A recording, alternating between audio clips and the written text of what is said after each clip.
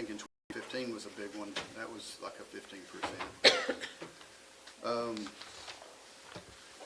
They also, we were on a plan for many years that had some pretty low deductibles, and they kind of kicked us out of that plan finally. And so we do have a little bit more deductible now, starting last year. But anyway, we'll see, because when they come out, you know, they'll kind of tell everybody that we're looking at 15%. Hopefully, we're one of the cities that is only 10. You know, I don't know. So is TML or? Yeah, this is TML. And we've gotten some comparisons, I think the last 2 years, and, you know, they're not real out of whack, and there's some things that they offer that other plans may not offer. You know, it's pretty meticulous. You got to go through those and compare those plans, and even make some phone calls and things like that. So What is the deductible? the deductible right now is 500. Yeah, it's not bad. It's total out of pocket is like 4. Yeah, I mean it's still a really good plan. Yeah, It's no doubt. Most people don't see those deductibles. Yeah, Mine's 7,500. you bet. You bet. Does the city have to go through TML? Is that kind of the rule of thumb? Is that what other There's municipalities? a lot of benefits to going to TML. A lot of cities we've talked to before have gotten away from TML, sometimes to go to better rates, and for other reasons, and they end up coming back to TML. There's a lot of benefit to TML that the reps that you talk to, if you need help with this, they're just so much better than going through a group plan.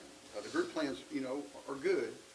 But when we've dealt with TML for so long with this issue or that issue, and they always seem to work it out, and they always seem to, the amount of customer service that you get is just incredible, because it all goes through TML. And if you have a problem talking to Blue Cross Blue Shield or something, and it gets to the point where you're just not getting anywhere, you just call TML and somehow it gets fixed. Much better than some other plans.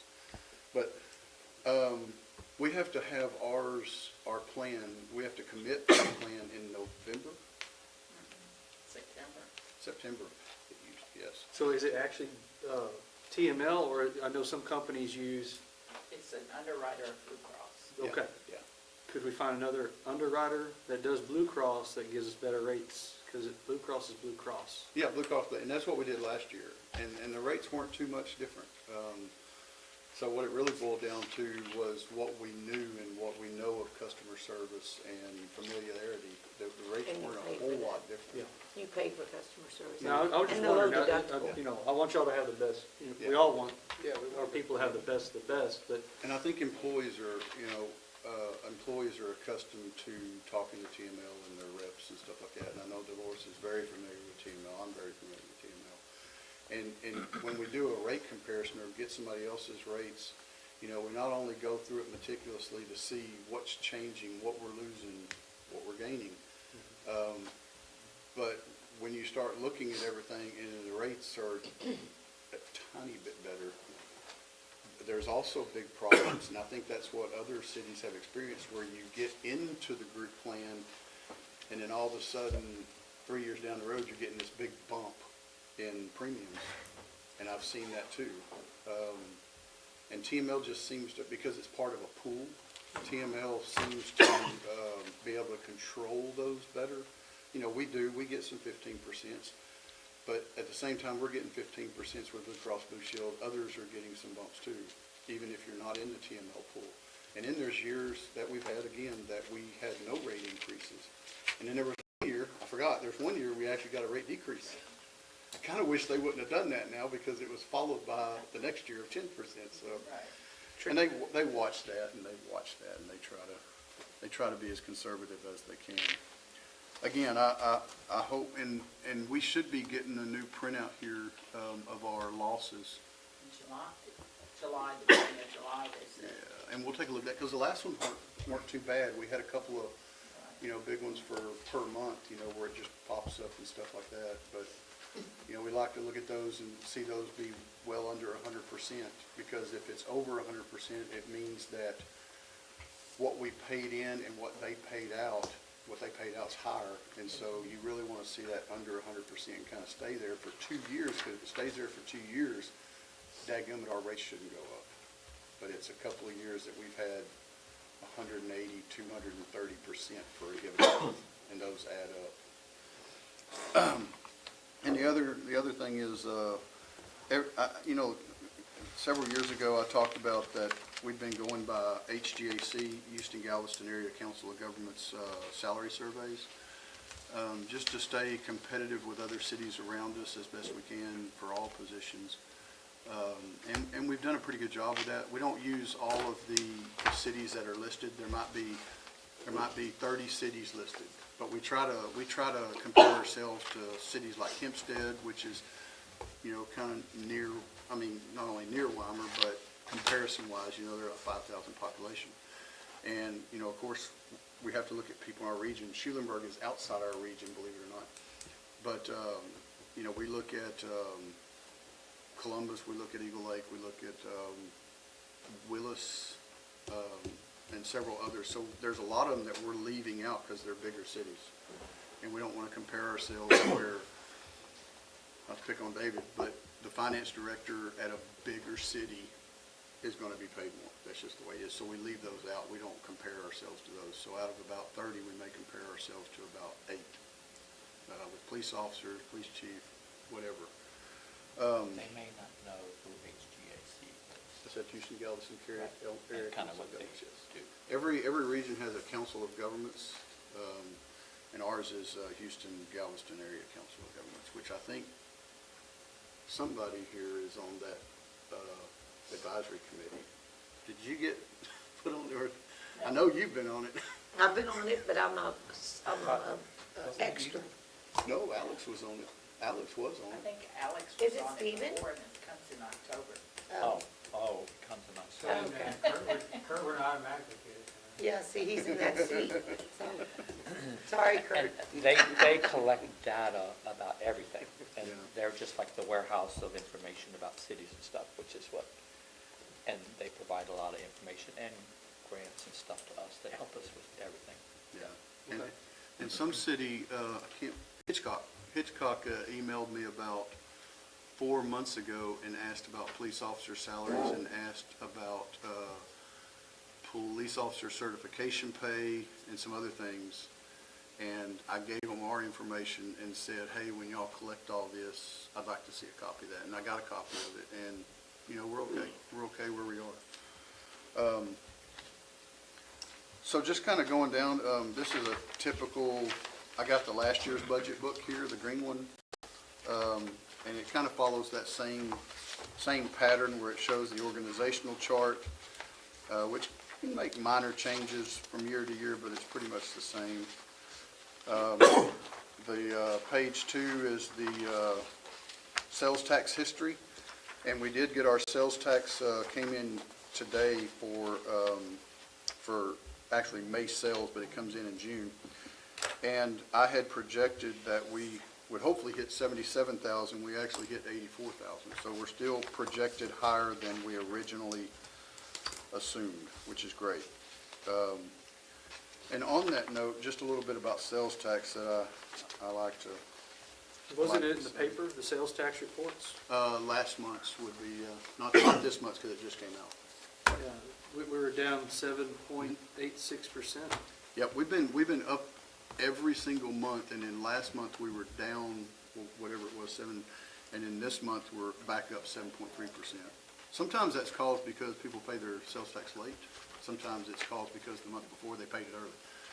It just happens. I like to see some good consistency, you know, over time, and that's what we're really seeing.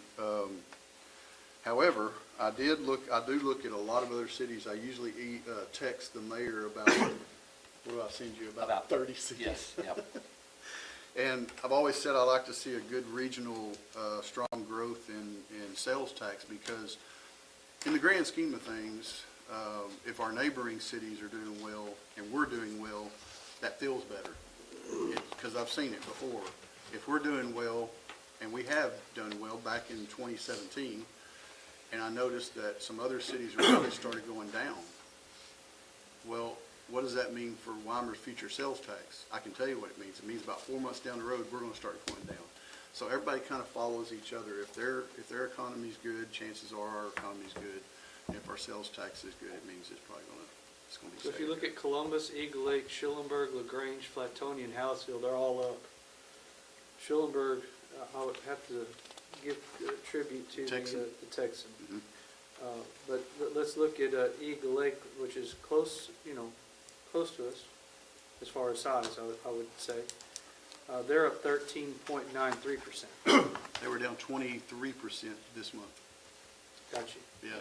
So, and I'll kind of bounce off this with Mike, like literally when he gives me that list, it's like Weimer's up, Weimer's up, Weimer's up, Weimer's up, more than Columbus, more than Schulenburg, more than LaGrange. It would You know, just and- happen to fall this month. And it's just every once in a while, we're gonna be less than that, but, and I get excited when he sends it to me, and I even still have a chart that he did for me in there, it's on a piece of paper like this, and it's just boom, boom, boom, it's going up, up, up, up. And we kinda have conversations sometimes like, well, what are we doing different that Schulenburg didn't have enough?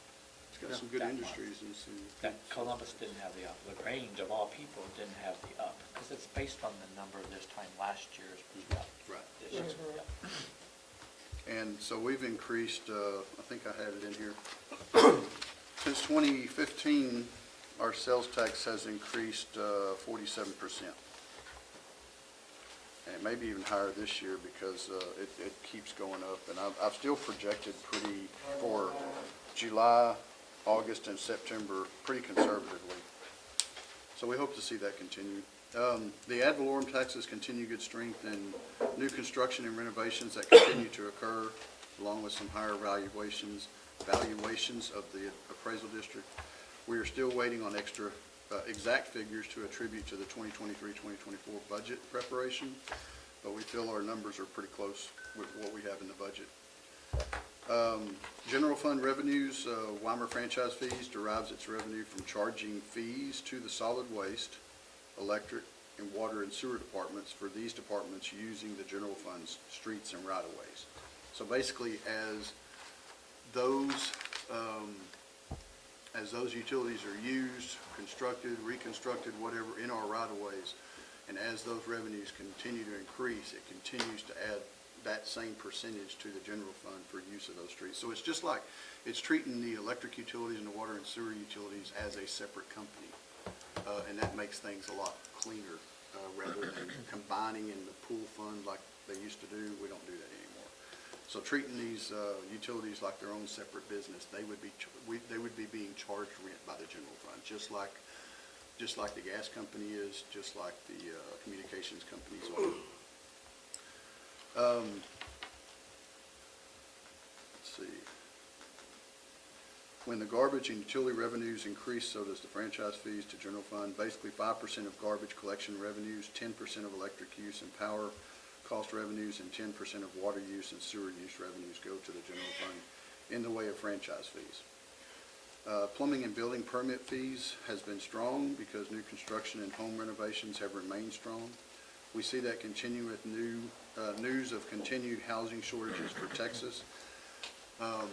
Nationally, we've seen housing markets kind of falter a little bit, and even here, we've seen housing, especially if you talk to realtors, they're saying the housing's down right now, but yet we continue to have new houses being constructed and major renovations being done on existing houses, so even with We have interest 6 rates. houses for sale in Weimer and 3 are under contract. Yeah, they sold pretty quick. I mean, library grants have been $5,000 in the past, and we get this from the county. This spring, Library Director Misty Strode sent letter to County Judge and Precinct 2 Commissioner requesting $10,000 for the library for the 2023-2024 budget year. Fines in municipal court have trended down in the last 12 months, but we feel that a revenue number of $65,000 per year is probable. Special assessments are payments collected from past liens. Liens are from mowing private lots and demolition of substandard structures when the city has to do it. Currently, $162,467 is owed on past liens. And just to give kind of an understanding of that, Do you kind of remember what that was about 5 years ago, 6 years ago, what those liens were? I thought it was close to 190, Yeah, it's come down a little bit. because we just collected like 14,000 Yeah. recently. Yeah, so far this year's been really good. Yeah, sales. And that's what we want to continue to see, because, you know, we are spending taxpayer money to keep these lots clean, because the heirs won't do it. And that promotes, if we don't do that, it promotes more mosquitoes, it promotes places for people to hide out, camp out. Rodents. We've seen all kinds of stuff, rodents, you name it, cats. And I kind of did a Bees. study of the liens that we had, and I'm gonna get with Mike on trying to ask that the appraisal district go out and file some suits on the ones that have taxes owed. Yeah. And then there's quite a few people that have bought lots and never paid the liens, I've got an updated list. so we gotta do that. Cindy, I had Cindy send me a list 2 weeks ago. So it's an updated list of all of the taxes that hadn't been paid. I told her I wanted a list that was at least 3 years old, 3 and older. So I've got that. Okay, So- well, I do too now. Oh, well, good, good.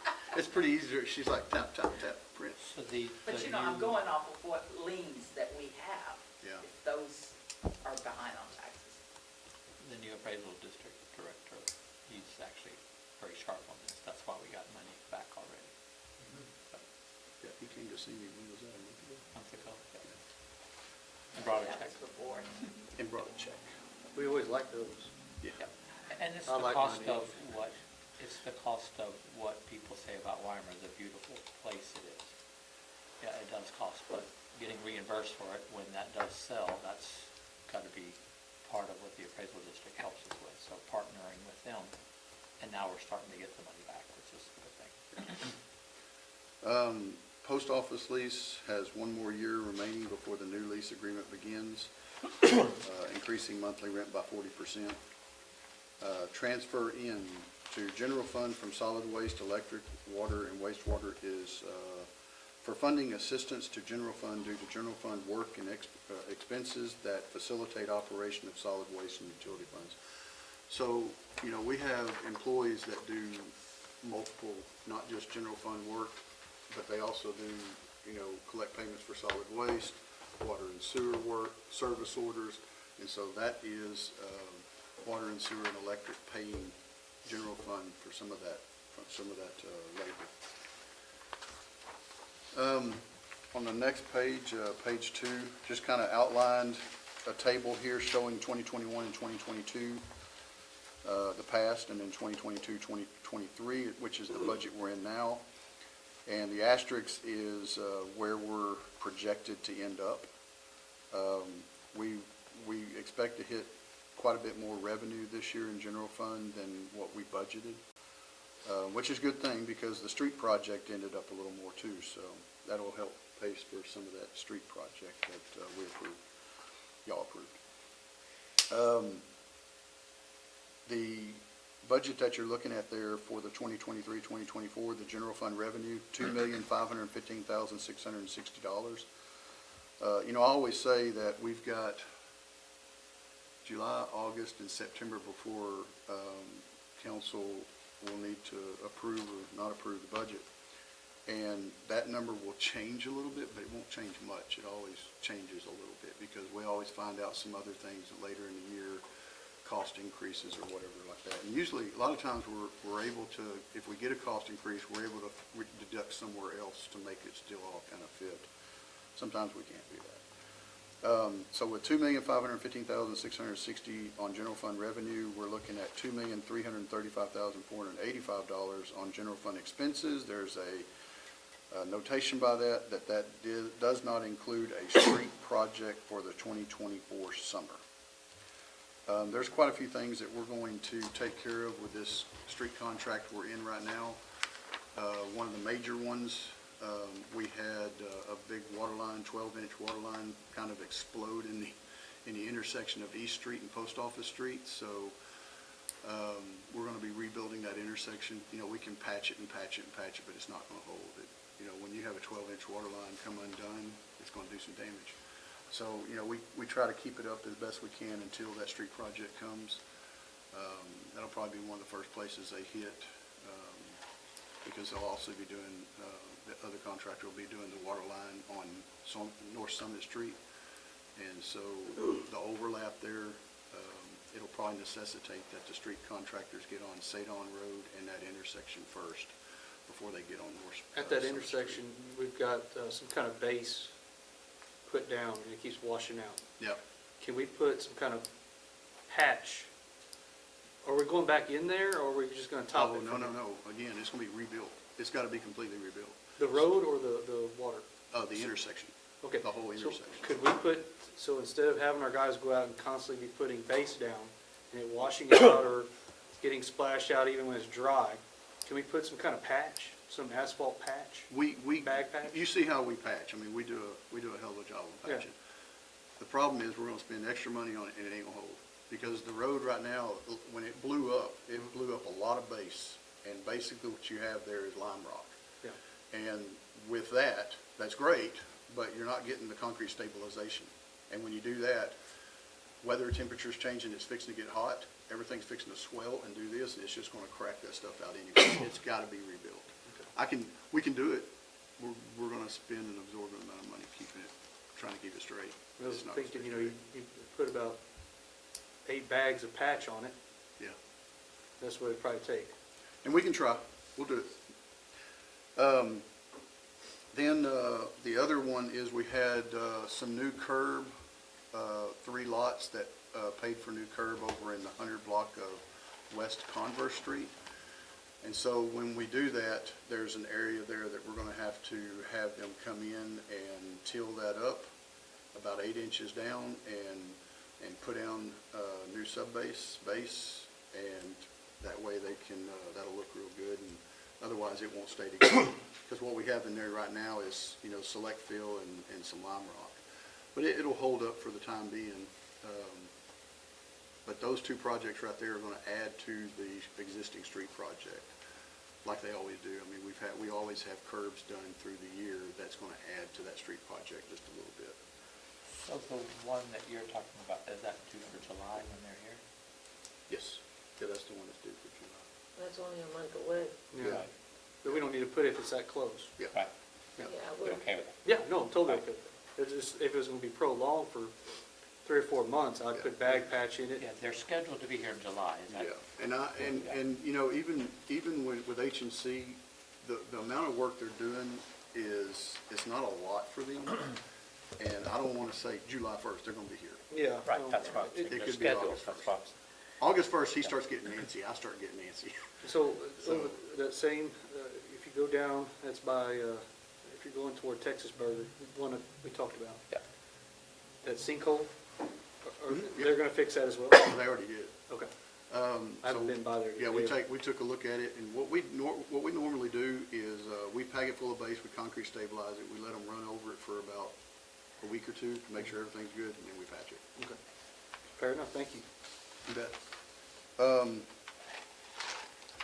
Then, city council, city manager fairly well stays the same. I mean, I think, we've had more council members want to go to TML, and I think I've added some, for that. And then, on mine, I'm still paying, the truck back to the equipment fund, but we're looking at about 43,612 on me. And then the general fund expenses on page 3, 385,000. Last year we budgeted 381. Ground maintenance and park expenses. There's some things that are in there that we're getting reimbursed for, like some of the things that Gedinke contributed to, like the fence around the playground when that comes in. So that $188,000 is a projected number. And also they have the chamber. Gedinke approved to put a new roof on the swimming pool party pavilion. And I've already talked to Brent McLinka on that, and actually he said that if we pay for the materials, he'll handle the labor. So we've got that scheduled here, and hopefully we can get together on that. I know they're busy. You say Godinky or Chamber on that? It's always good to keep. Okay. When it comes to the funds and Well, I heard both, and I donation, think you corrected one. well, it Yeah. is the shape of Okay. Ford. Yeah. And then, city secretary, there's, we budgeted 100, almost 103 last year, and that goes up to 107. And I think the main reason for that is some expenses on, election. I think that was a big one. And then, That would be Dolores, right? that would be Dolores. And in code enforcement, last year we budgeted 106,490. We're looking at 109,683. As he gets more licensed, we're looking at more salary on that. And we're also probably looking at some certification pay, because there's all kinds of certifications that can be had that some of the code officers in other towns have too. So we want to remain competitive on that. And we're keeping about the biggest budget in code enforcement is the lot cleaning and mowing and maintenance and substandard structures. We've gotten rid of so many substandard structures. And, you get the worst first. And especially worst first, but then also if someone complains about one, that kind of moves it up the list. And there are some structures out there that, we really could go after, but they're not near what the ones we already tore down were. So there may be, one or two next year, but nothing like we've seen. The last one we did was $19,000. You remember the one over there on Northeast Street? And everybody in that neighborhood loves that we got rid of that. It was like a hotel.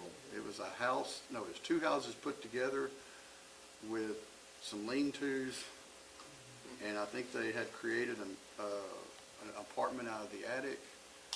It was And terribly neighborhoods loved scary, and they loved it. Yep. And we still have, just to let everybody know, we still have something that the mayor and I've done.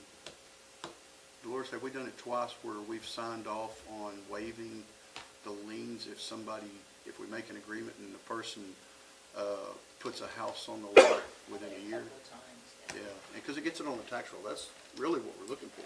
Because if that thing sits there and everybody says, oh my gosh, $19,000 lien, well, I can't build anything there. Well, it's going to continue to sit there and continue to not be on the tax roll and continue not to help improve the neighborhood. And that's what we're aiming for is more people in the neighborhood, watching the neighborhood, caring about the neighborhood, maintaining the neighborhood. And then police department, last year the budget was $991,808. We're looking at $1,059,693. Just it's right there, but basically there's one of the biggest things that hits is when our group medical goes up. That in the police department, there's 9 positions. And it's the biggest cost of all the departments when insurance goes up. It hits the police department the hardest because it's the most. And then fuel is a big one. We just don't know what fuel's going to do. I would love to see fuel back down to $2.50. I think we'd all like to see that. I don't know if that's going to happen anytime soon. We are still paying the $42,462 back to the equipment fund, and I think that covers about 3 vehicles that we're paying right now, and I think this year is the last year to pay on the first one. So that'll open up some more money to replace another unit in the following year. We have an order in right now. We did that order. You had to put them way in advance, and it's kind of one of those deals. You either say you want it or you don't get it. And you never know when they're going to come through on this order. But when did we put in that? We did that last year about this time. We had to do it like in February or March last year. We had to commit to a vehicle for this year. Yeah, and when we say commit, Well, yeah, when we say we had to commit, realize we can't commit unless council approves. So they want us to commit that we do want it.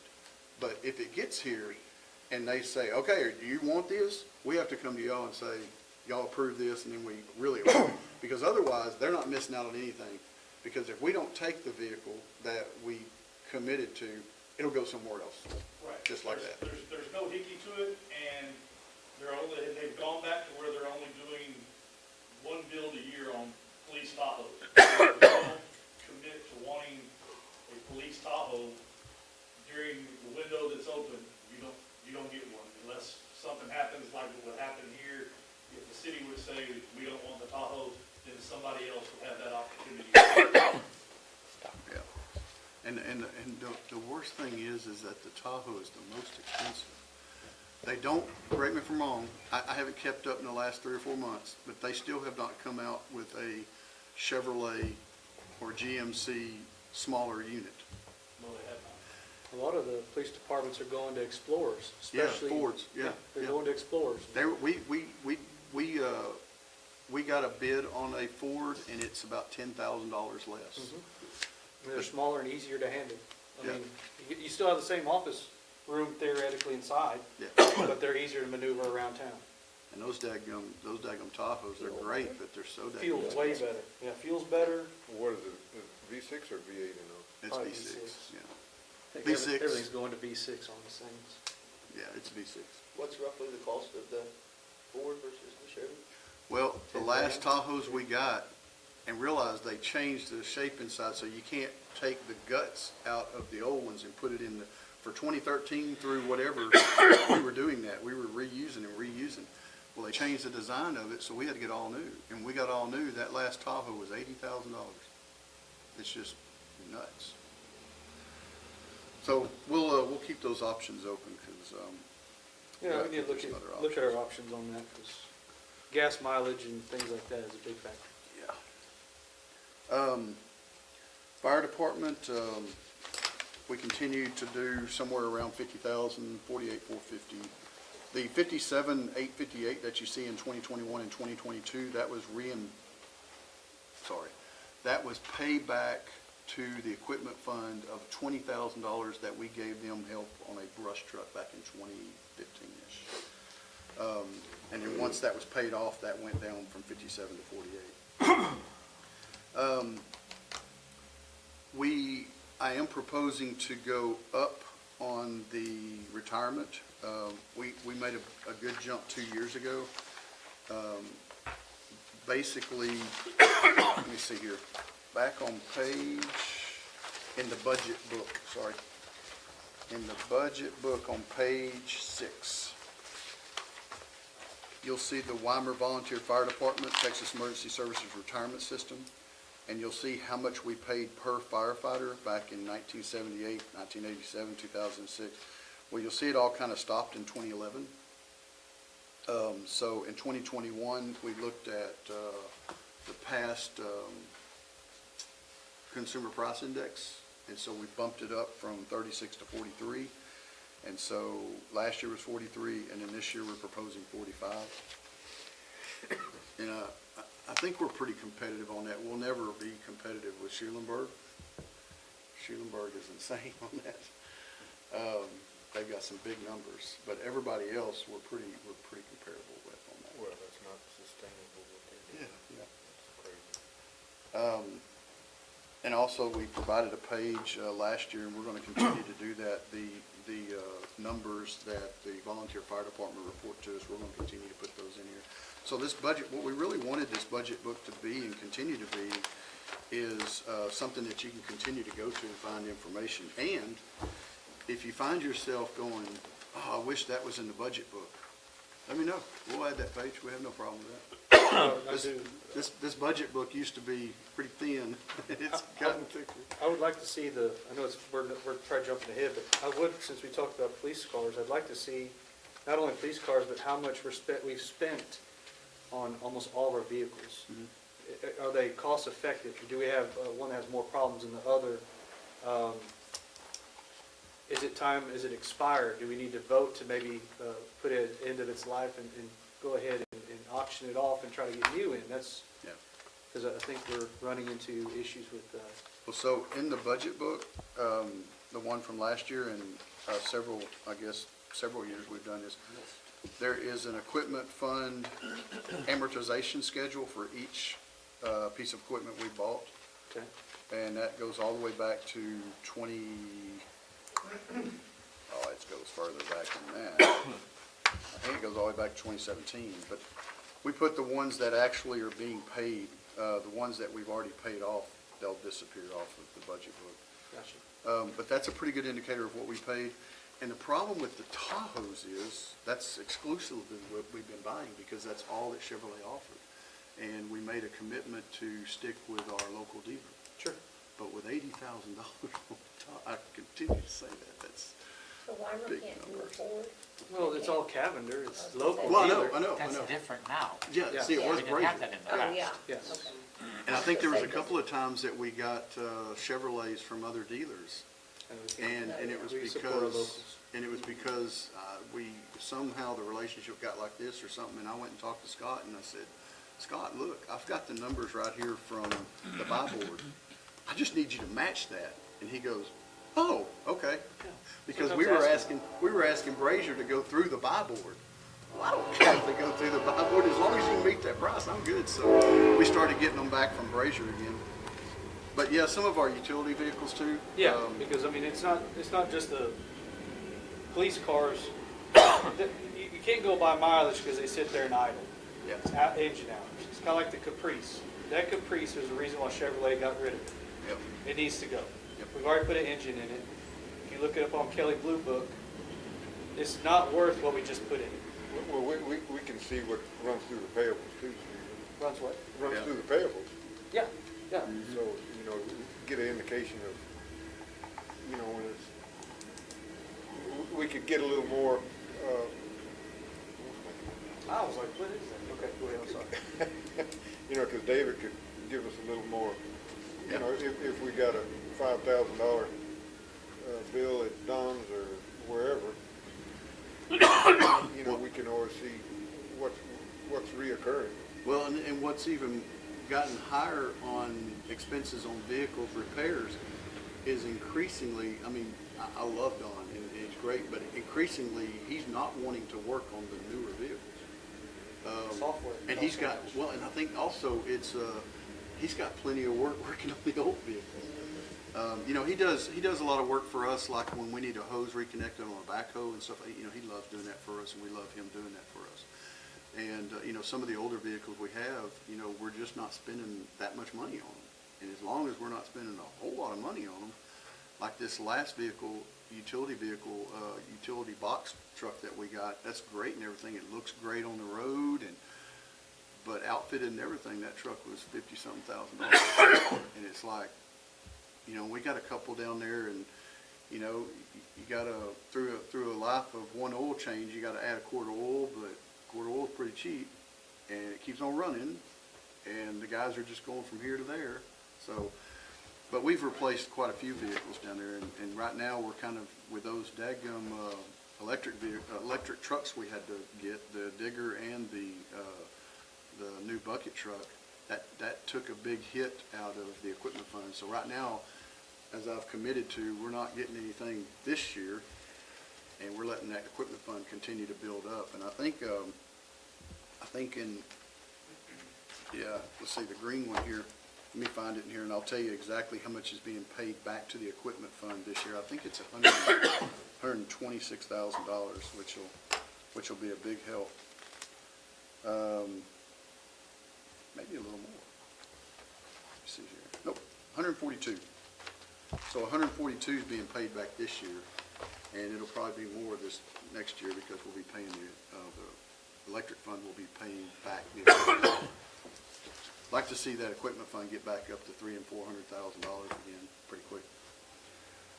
David, and I'm going to bounce off of what Roy said, every vehicle has its own line item in your budget, no? No, Wait, Because that's kind of what he's asking. Oh, you're talking budget, or are you talking about the amortization schedule? General Electric?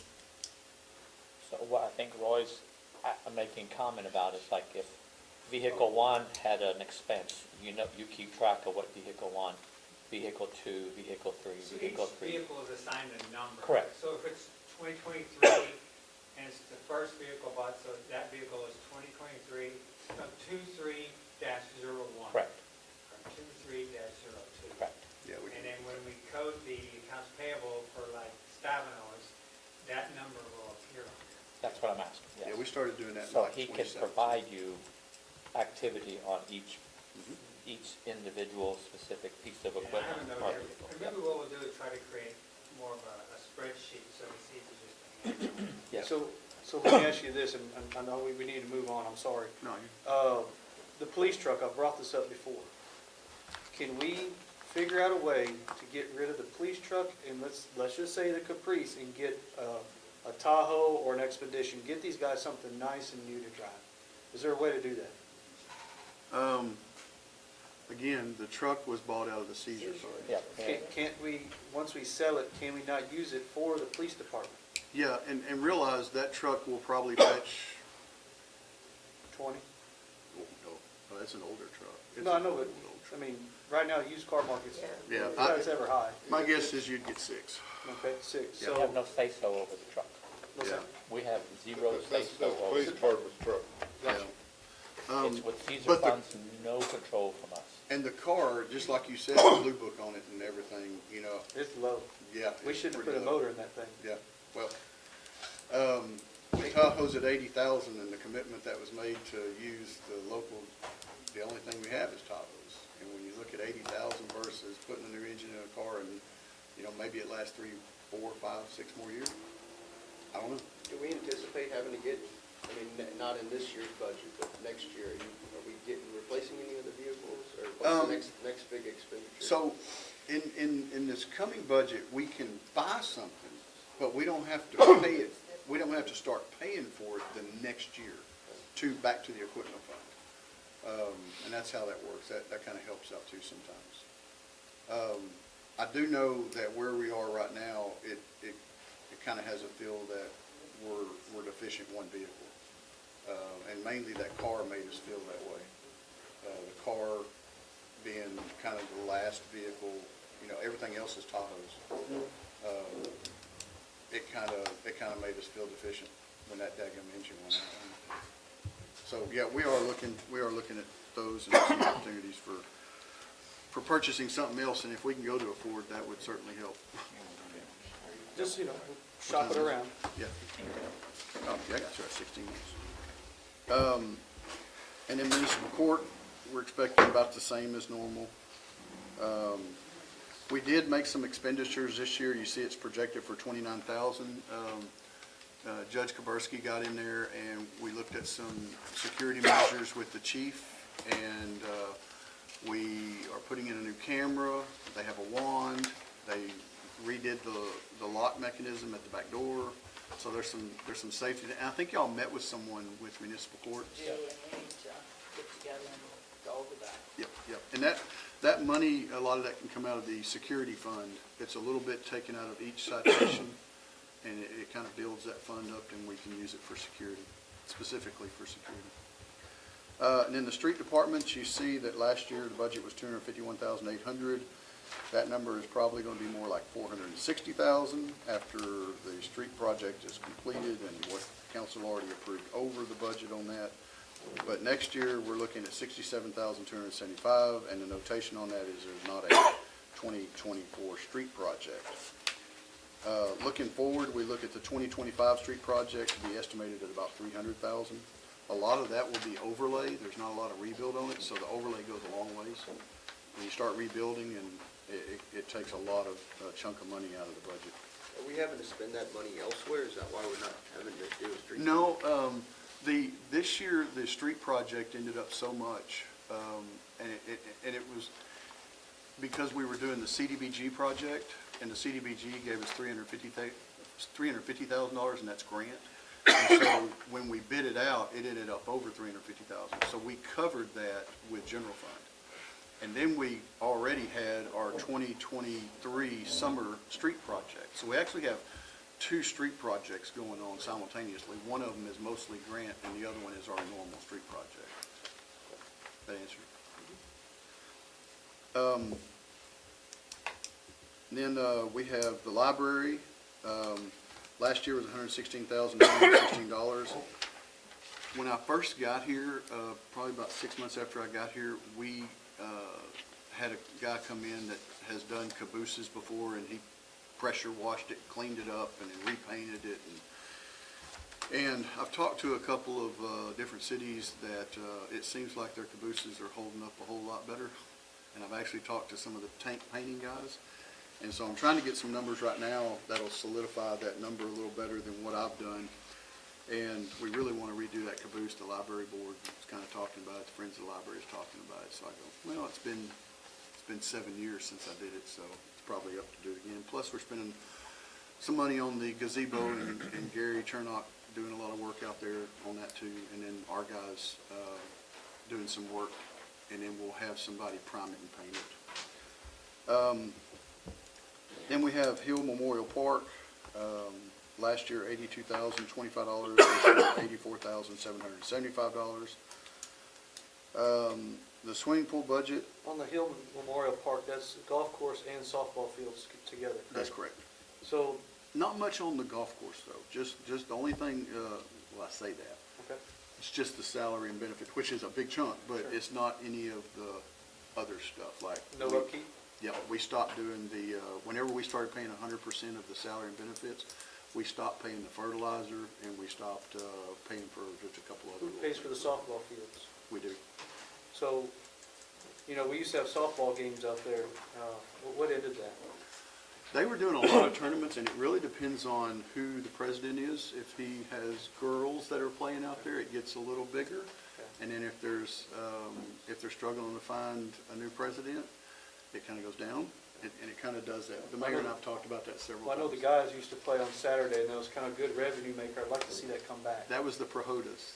That was the Prohodas running that, and they stopped running that.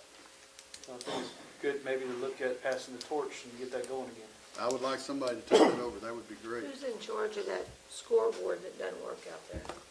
They still haven't come to the, and we told them There's about the electricity Gdinki. out there, I don't know what the problem is, Yeah. but. And I told them about the Gdinki fund, that they could contact Gdinki, and Gdinki's got money, and they're willing to, they already paid for one scoreboard out there. I mean, it's nice if it would work. Yeah, yeah. Anyway, James, oh, I thought that was James. James was talking to Coach Miller about that too, because Coach Miller was the president, I think, this year. Is Coach Miller the president this year? And then also City Park swimming pool. What we did with that, and we've done it every year since the pool opened, this is the 4th year for the pool to be open. Out of that $60,000, $10,000 gets put over into the swimming pool fund. Y'all see it as park fund. And what that does is over a 10-year period, that's going to build up $80,000 to $100,000. In 10 years, there's going to be some bigger maintenance come due on that pool, like probably some repair on the liner and things like that. We try to set aside some money anyway just for making sure we have a pump and a motor on the shelf, because it works off of two, so it's got some redundancy. So if one goes down, you still have the other. But having one on the shelf, we can put it right in place and then get the. Everything's current and good on the pool? Yeah, we're waiting for, I wish James was here, but we ordered a new motor, and they sent us the wrong one, and we're trying to figure that out. But we're waiting on a motor right now. But yeah, the pool's fine right how it is right now. And then we had good on the lifeguards this year. We ended up with 8, I think. Did we have 9 and we ended up with 8? We had 10. Oh, we had 10 and ended up with 9. So we looked pretty good there. A lot of returners.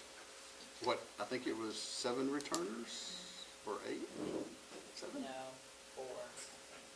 4. 4 of them returned last year. I remember we had some that were like, Drop had that. been here 3 years, and then some had been here 2 years. Okay, I thought it was more than that. With that, let's see. The Civic Center ends up pretty much the same. We don't look at any large repairs there. We do have something coming up in this budget though, because one of the things that Jonathan does for us is check our air conditioners, and when one starts acting up, he looks at it before we, some things he can fix, sometimes, some things he has time to fix. And then sometimes we farm that out, and then we found a problem at the Civic Center. So it looks like we may end up having to replace a unit or some big chunks of that unit. So that may be coming out of this budget that we're in right now. Boys and Girls Club, we did finished putting the fire escape in the back. I'm still trying to get that door. I've been talking to Salvador about that, getting us a new door. They want to give it to us. And then the post office expenses, we've done some work over there. We don't look at doing just a whole lot more at the post office. And solid waste is pretty simple. It is what it is, and it's nothing's really changing. We don't anticipate the rates change because we've passed May, and TDS has not contacted me about a rate increase. So we expect the same rates again, and that'll be essentially in that 4 years of the same rates, flat rates, except for what we went up to, 4 years. And in comparison to other cities, our solid waste, rates look much better comparison than what they did back in 2015, 16, 17. So this is a presentation. So if you have a gander, look at it, and want to get back with me over the next month or two, feel free. Want to feel like something needs more money, or we need to cover something that I didn't mention, please feel free to contact me. I already did. Yeah, solid waste is solid waste. It's pretty much the same as last year. On the water itself, we're doing chemical treatment instead of filterization, correct? Right, that's all we're doing. When can we get a price and look at that, because maybe we need to go Well, filterization? you read the last part of my, yeah, that's definitely something we're looking at. James and I went to a conference here a couple of months ago. We talked to several vendors. Those things used to cost a whole lot of money, and the prices are coming down, and there's newer technology out there where they don't require backwashing. Basically, the filtrate is collected and compacted. That was a big deal back in the day, and it seems they've worked out that technology. So there's a lot of options. Let me rephrase that. There's less options, but the options that are now available after 20 years of this are better options than what you had 10 years ago. There was a lot of things that just didn't work right. We'll also be talking to Columbus, because I know they had a lot of headache with theirs. And I think they've worked a lot of that out. So I do want to talk to Donald Warshak, who was an engineer for us. So. I'd like some more information on that for next meeting. You bet. Anything else? Oh, good. So we will shut this part down, and we will come back in about 5 minutes if you guys want to take a bathroom break or whatever you need to before we start the actual meeting.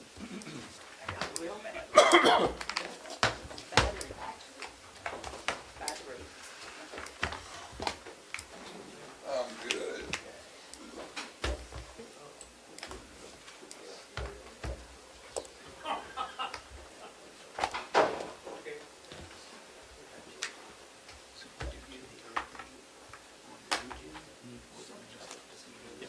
You just It's more steps to get to, so I'm just gonna let this. Gotcha.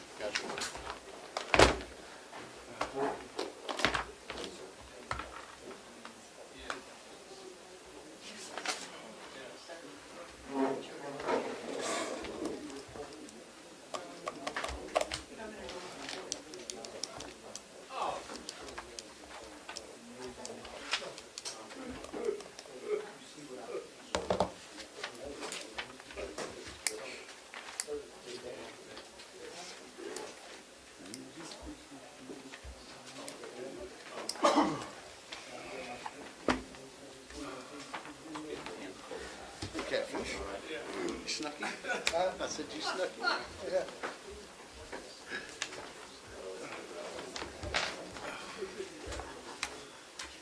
I almost wonder, I just got something burning on my stove. Where were you at? Where were y'all working?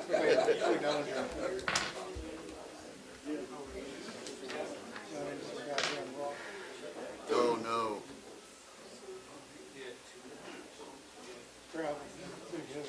Yeah. well together. Too old for that shit.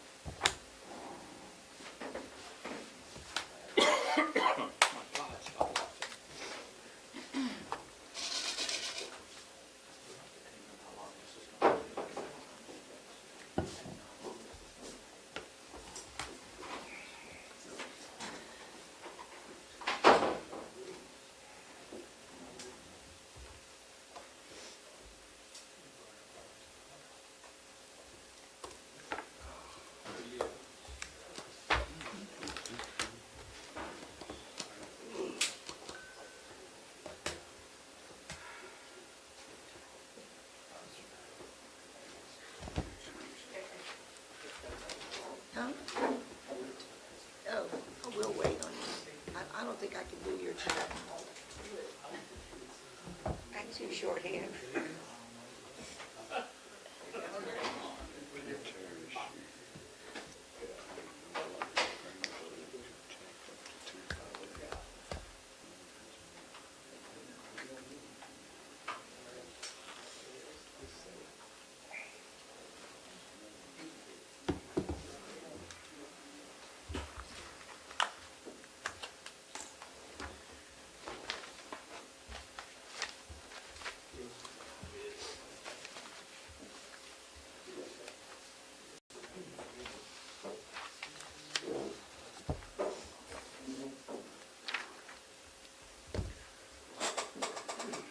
Staying busy, man. Yeah, pretty hooked up. What are y'all doing over there? Y'all putting in a new building? Just more or less connecting the two. 20, what, almost 2,400 square feet? You know, that way, well, we're leaving room in the warehouse over here, you know, for our metal. Y'all are pretty packed in there, aren't you? Yeah, not a whole lot of room to wiggle. That ought to help out quite a bit. No, some of those I thought coils, you were gonna put your some of those phone up coils here. weigh over 8,000 pounds, so, you know, Yeah, I guess so. some of that trim.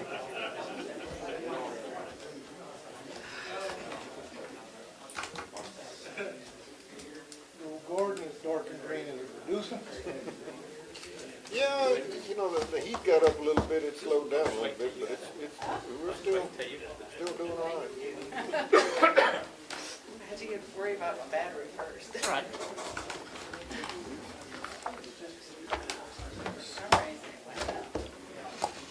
All right, we're shifting to the other gear. Get myself organized. Are you guys ready? Ready? Okay. I'd like to call the meeting to order for Thursday, June 8th, 2023. If everyone will stand with me if able. If you'll join with me in the Pledge of Allegiance, and then we will have prayer. Okay. I pledge allegiance to the flag of the United States of America and to the republic for which it stands, one nation, under God, indivisible, with liberty and justice for all. Heavenly Father, as we come together today, give you thanks for the good gifts you give us. We ask for your guidance in our lives and we pray that your love would live among us. In your name we pray. Amen. Amen. Thank you, Roy.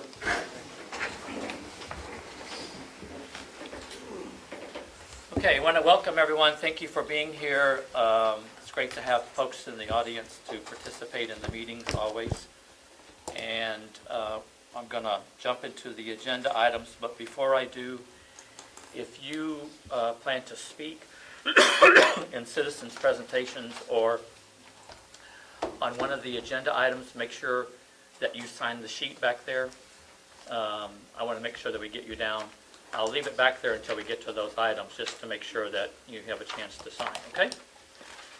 It is a 3-minute speech that you're able to partake in, and somebody's nervous.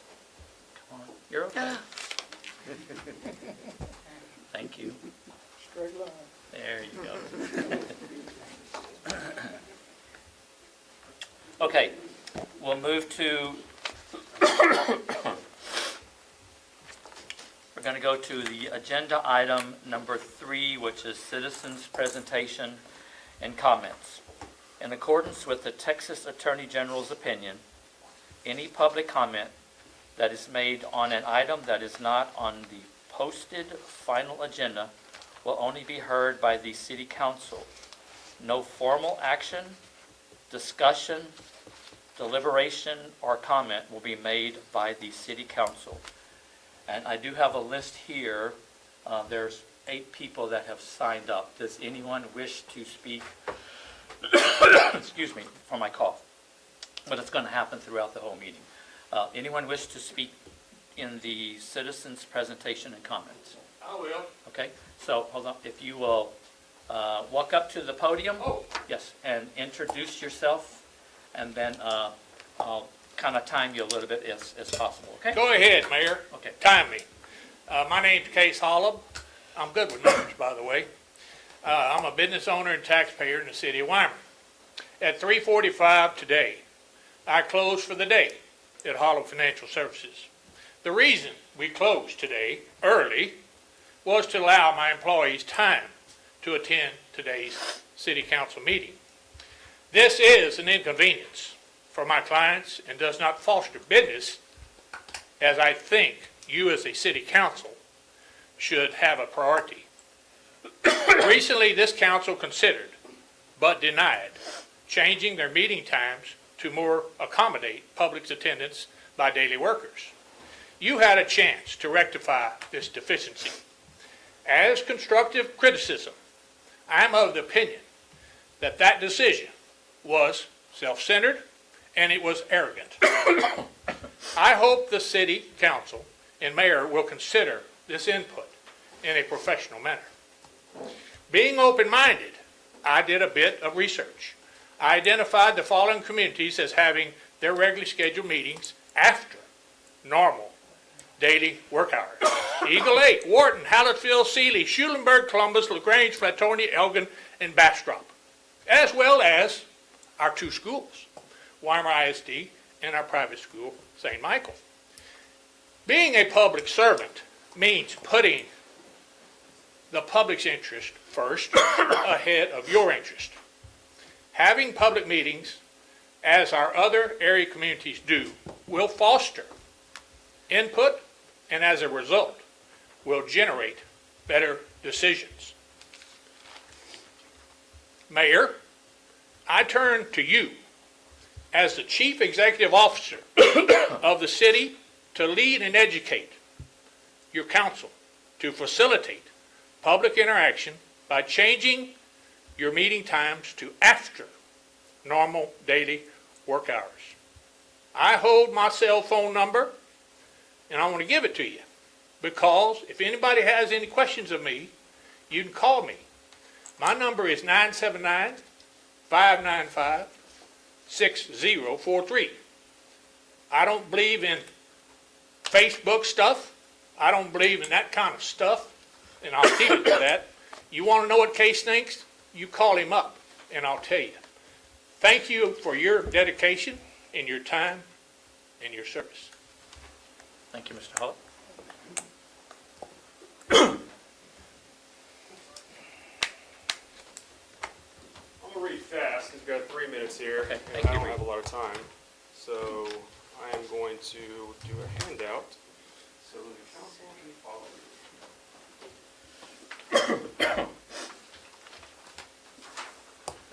Thank you. Thank you, sir.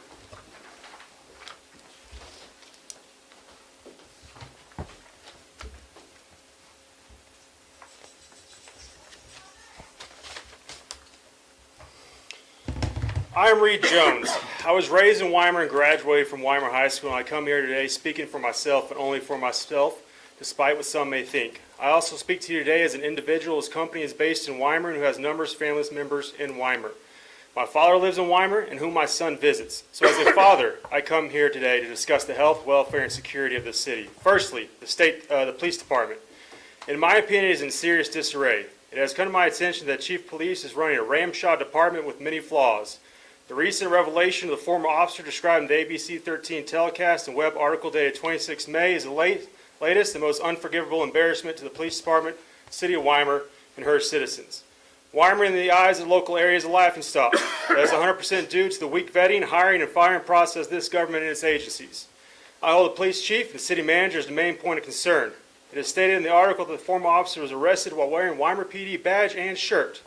Serious questions need to be asked and answered. How can that be? I have served in the U.S. Army for 15 years and worked in corporate America for 2. In both instances, I have personally been a part of terminations or relief of duty or positions, which ended in the collecting of all company property on their persons. I am flabbergasted about how such a basic procedure was not complied with in this instance. Inexcusable. The citizens of this city deserve to have the utmost professional, morally sound individuals serving and protecting them in uniform. Who is vetting hires through background checks and references? My deduction, that's not being done. How can individuals with questionable background being hired? Which brings me to my next point. How can an individual who is AWOL from the Army be allowed to be hired by the city of Weimar? There are 3 types of discharges from the military: honorable, other than honorable, and dishonorable. To put it in civilian terms, when someone is other than honorably discharged is equatable to a misdemeanor, dishonorably discharged is a felony. I venture to guess that the chief of police nor the city manager asked for or checked the recent police cadet's DD-214 as discharge papers. This is another example of the failure of the chief and manager to properly vet the applicants. Second, public works. Why is the city applying for historical grants of 100-year-old water towers? Why are we spending time and resource restoring a tower of only 75 gallons approximately back to operation? There's a 1 million-gallon subterranean tank in reserve and adjacent to the Public Works Department and a modern water tower with a capacity of approximately 100,000 gallons already in operation. I also request the city manager produce improper qualifications of the city inspector. Has he been licensed? If so, where's the license? Just recently, a citizen of this city is facing a severe biohazard to their home because the inspector was negligent in his job of properly inspecting and replumbing of a home. I hold the city manager accountable for inadequately managing his direct report and ensuring they are properly and legally doing their job. Thirdly, I see this council as completely apathetic in their duties. This is laissez-faire attitude and is disturbing. I see time and time again members of this council putting their own self-interest before the citizens' interest. This council must hold themselves to a strict moral and ethical code. Now, some individuals' code may be vary, but remember, people see actions, or lack of actions in this council, and they act in venues such as this or at the polls. I expect some such backroom, side alley dealings of national or state leaders, not a group of peers from my hometown. In closing, I ask the council to demand the immediate resignation of the chief of police and manager for gross negligence. If no resignation is offered, the immediate termination of the chief of police and city manager. The citizens of Weimar deserve and demand better. Thank you, Mr. Dunn.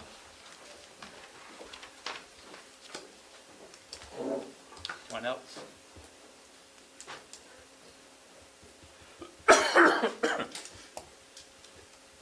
Hello, y'all all know me. I'm Miss Mary. I own Mary's Pools here in Weimar.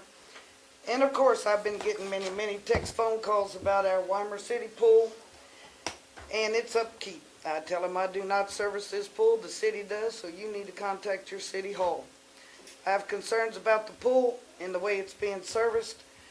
I sincerely believe that the city may have caused damage to this pool surface with all the copper sulfide added to the pool. This pool is only a couple years old. Not keeping it up 365 days a year will void your 15-year plaster warranty. The city of Weimar used to bring their water in samples, and I would generously give them suggestions on how to treat the pool. Well, over the past few years, Weimar quit buying their chemicals from me, so I don't know if this is a personal vendetta or what. I've heard you're buying your chemicals in Houston. It's not bringing any income into Weimar. I have discussed the care of this pool with James and city workers many times, but it keeps being done their way, not mine. I will let you know I have 23 years of experience. I've taken many continuing education classes certifications, and I think I know how to take care of pools. So I want to bring up something. How many people looked at that board for Gadinki? There was no small businesses on that thing, on that board. I've given $1,000 every year for the past 8 years. You didn't see my money this year. I did not contribute because the city council members, chamber members, and other people in Weimar do not use my business. They do not. I think that's pretty sad. Which is a slap in the face how I see it. Very disappointing. So by doing so, you may go save a few bucks out of town. And one of the headlines, which I cut out, is your lovely sales tax going down. Every other town around the counties are going up. Weimar's going down because you're not spending your money in Weimar. So, another person I didn't see on that board out there was Walmart, Amazon, and Leslie's Pools. I buy my vans and my trucks in Weimar.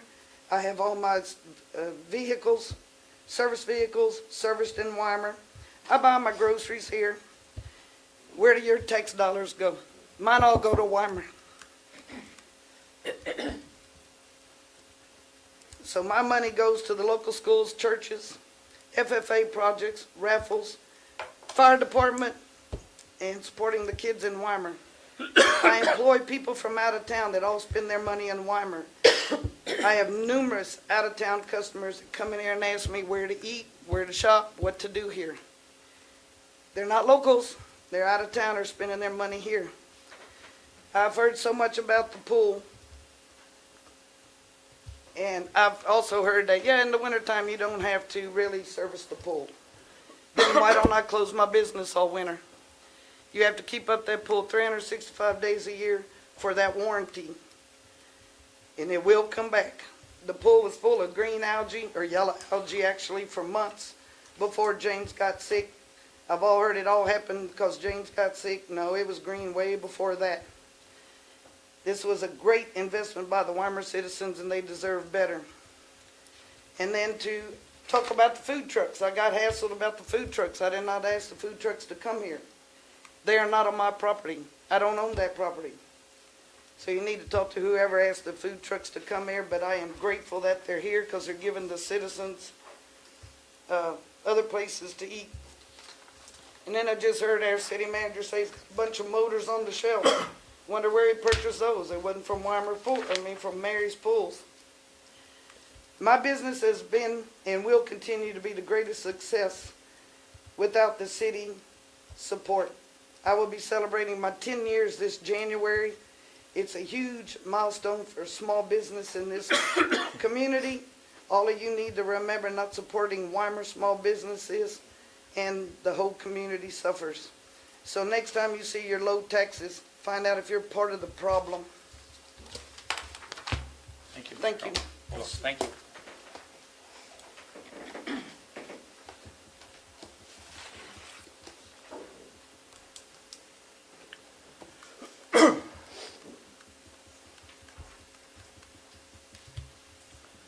My name is Raymond Perhoda. I'm sure all of y'all pretty well know me. I came to Weimar in 1969, started working at Herter Truck Lines, and I guess I was kind of a semi-citizen of this area at that time. I lived back at Plum, west of LaGrange, and commuted back and forth until I got married in 1980. And when we settled down here totally. And I've served the Lions Club, proud of that. And the main thing I guess I'm proud of was the fact that I was on the school board for 9 years. And I know exactly where you guys are sitting. I've listened to a lot of this public comment and everything before our meetings, and a lot of them were valid. I mean, hopefully y'all take it to heart, weigh on it some, and reflect on what you can do to make the city better. I do want y'all to know that when I was on the school board, I tried to serve it for the general public as a democracy. And that's all we can ask of you, is that you sitting there, think about the items on the agenda, weigh them out, and make the best decision that you can at the time with the information that you have. That's something that Mr. C.L. Buck Bittner taught me shortly after I got to Weimar at Herder Truck Lines and that. And so that's the position y'all are in. And I just ask that y'all, there again, make the best decisions that you think are right at the time. Try to keep self-interest out of it, and that's hard to do, but, don't think just about maybe your buddy or some entity that you want to please. Think about everybody, and that's what a good democracy is. And I appreciate y'all for your service here. I don't live within the city limits of Weimar, but, I enjoy all the good things that are here in Weimar. The schools, you couldn't ask for better schools.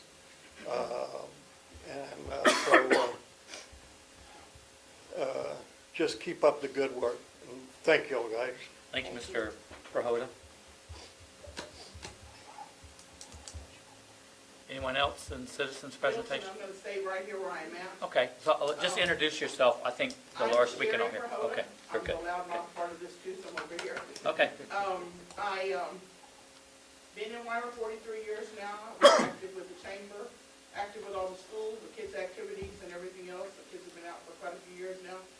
But I do a lot within Weimar, and I'm grateful to the ones that have worked with me through being in the wheelchair and everything else. But, and all of you on the city council, the chief of police, the mayor, the city manager, all know what I complained about, or what I have concern. And I will shortly bring it up real quickly. On May 17th, I came into town, and it was like 6:45, and it was a young child in the middle of the road in front of Tri-County Realty. I stopped, put my flashes on, called the sheriff's department, and about that time, a young man came and grabbed the child, was cussing and everything, grabbed the child. They were asking me all kind of questions. Did I know who it was? I did. Was it the dad? I don't know. I don't know these people anymore in town. I know the older people like, oh, I don't know these young ones. But anyway, I questioned the fact that no police officer came out. I was told to go sit at, I was at Lowe's, go sit there and wait. I waited till 8 o'clock. No one came. If they say there's somebody came, they didn't come. And my personal thing is, I was looking at the child. I don't look at skin color or anything else about the child. And I don't know the circumstances of what happened or whatever. I don't care to know. I just know it was an innocent child in the middle of the highway. I got no answers. I called each one of you council members and everything else. Really disappointed in some of the comments that I got back. And still to this day, I was not given an answer, a correct answer as to why no one came out. This is a child. The child I found out was 3 years old. The police officer called and said he had finished paperwork, he'd be in town. I went home at 8:15, they called, nothing yet, not knowing. Got a call at 9 o'clock, child's taken care of, whatever. I still proceeded to call everybody the next day and ask, and there are certain ones that really ticked me off, and I'm not going to say any words, I'm not going to do that. But all I asked you was to communicate to me why the police didn't come out. You are here to serve and protect your community. Any one of us here, any one of us, whether we live in town, out of town, or whatever, you are here to protect us. I was told many times this past week, don't go to the meeting, Sherry. You're wasting your time. asked them, I'm going, so what? But I still would like an answer as to why a police officer did that. And yes, if he was taking care of the police, and apparently what goes on now is the police officer knew the other one who the child belonged to, okay. But they didn't do there was no police enforcement within that hour that I sat there at Lowe's. And if you sit at Lowe's in the front, you can look right and left, and you can see what's going on there. I was worried about the child, and I'm sorry, it really went to heart with me with that, because, and I told y'all, like, the past week, 6 years ago, I watched my best friend's little brother get run over by an 18-wheeler in front of us. So it means a lot to me to please, each and every one of you have children or grandchildren, or nieces and nephews. You think about that child in the middle of the street at 6:45, 7 o'clock at night. I just ask you to think about it really hard and the decisions you make. And I'll tell you right now, I have little respect for what's going on. I know y'all are trying to do your job, but I have a hard time with it. I really do. I've expressed my concerns, and other people have really concerns, voiced their concern to me. And I'm probably going to take a shot with this coming here and opening my mouth, but I was worried about the child. I don't care about the parents, the child. That's all I have to say. Thank you, Ms. Verhoeven. Anyone else? I guess I'm up next.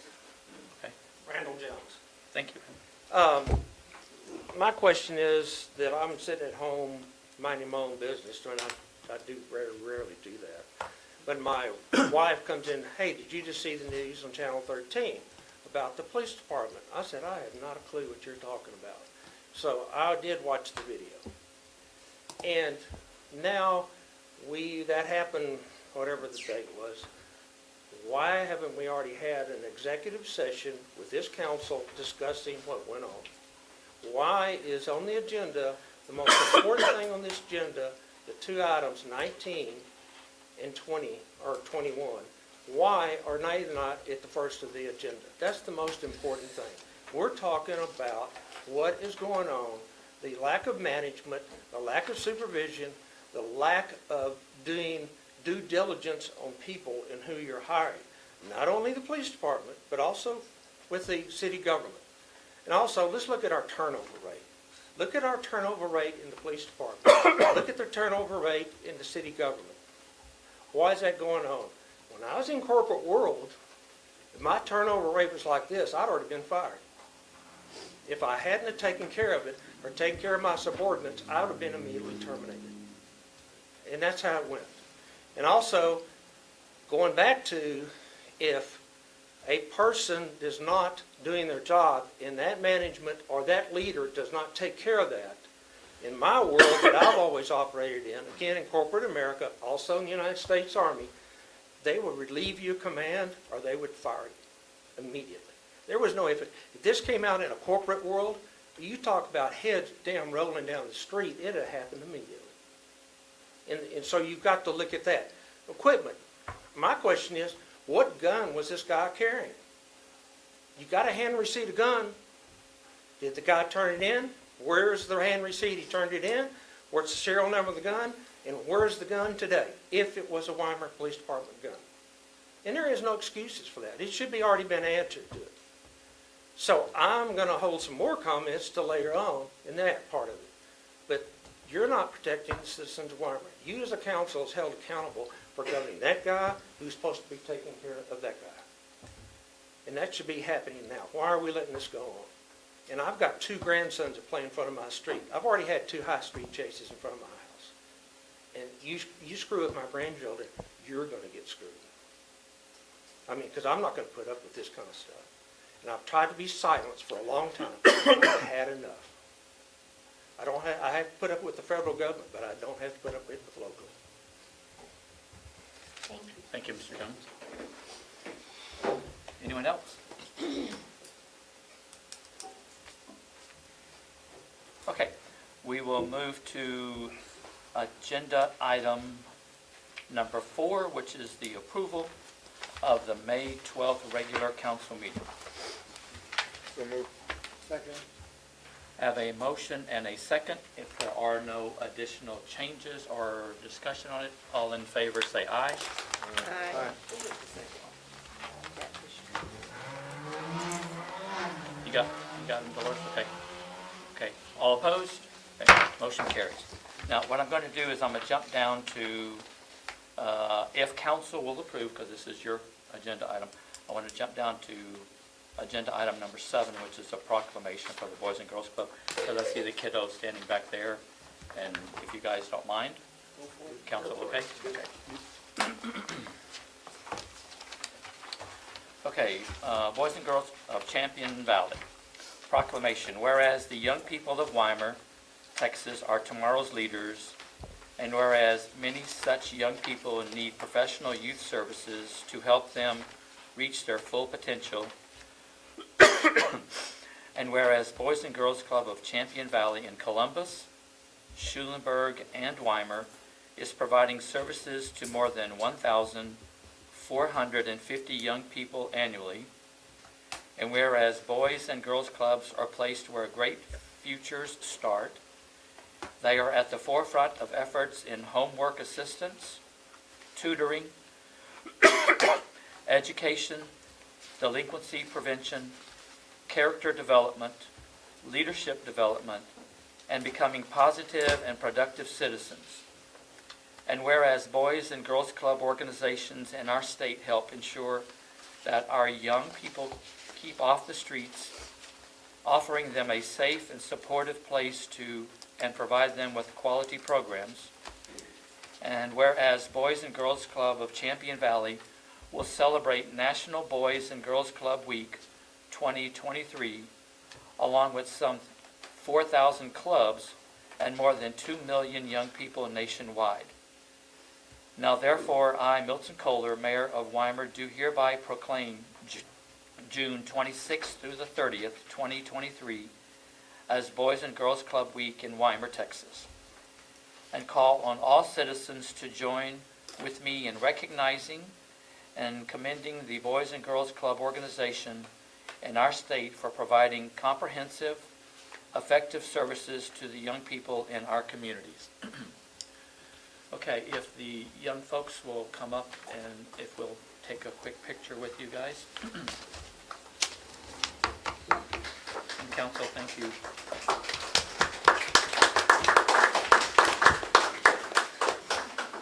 Come on up. Come on up. You guys want to come around this side? Come around the back.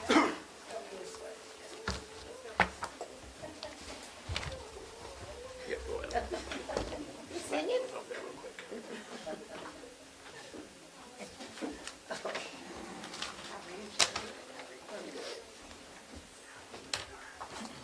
Here we go. Come on around. Somebody want?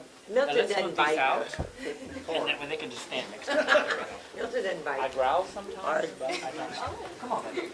Yeah, right up here. There we go. Look Right at next it. to Get you. in there. We can have another short one. Here, get these 2 short ones on this side too. Come here, buddy. He said you're Hold on, not I'm calling me directing short. traffic. Don't be pushing me out of the picture, man. We look okay? Can you get them all? Smile. All small. Everybody good? Okay, get a Good. handshake before you go. Here we go. Get a handshake before you go. Can I do one more? Oh, absolutely. She wants another one. Okay, come Come back. on, get back in there. Smile pretty. You got a smile, they all All smile. right. Handshake. There we go. Handshake. Handshake, buddy. Look in the eye. There we go. Thank you. Other hand. And thank you all, ladies. There you go.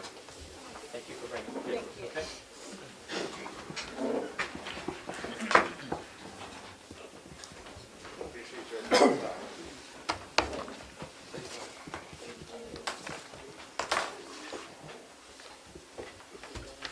Thanks. Thank you for allowing me to. They were very patient back there, but Yes, they just were. They do a good job with them.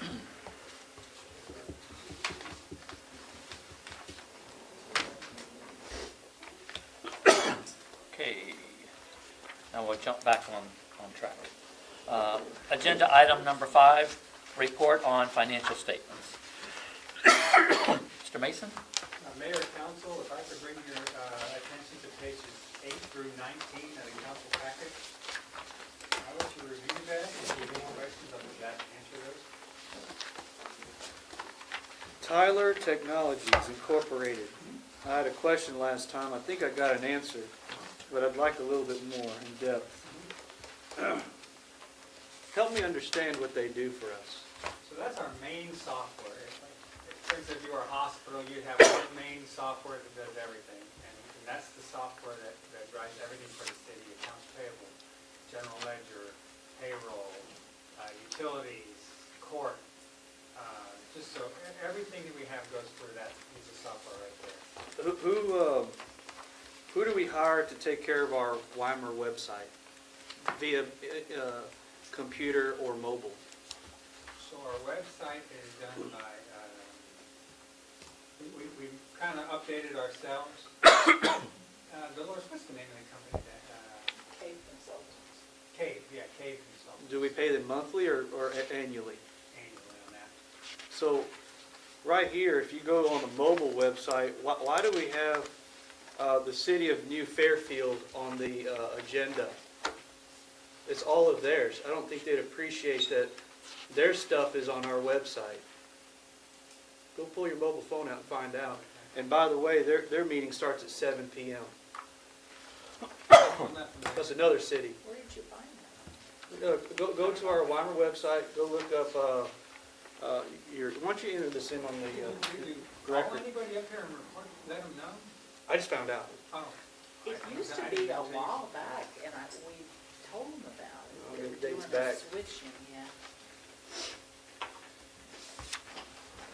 But yeah, their meeting starts at 7 p.m. And I wonder if ours is on theirs.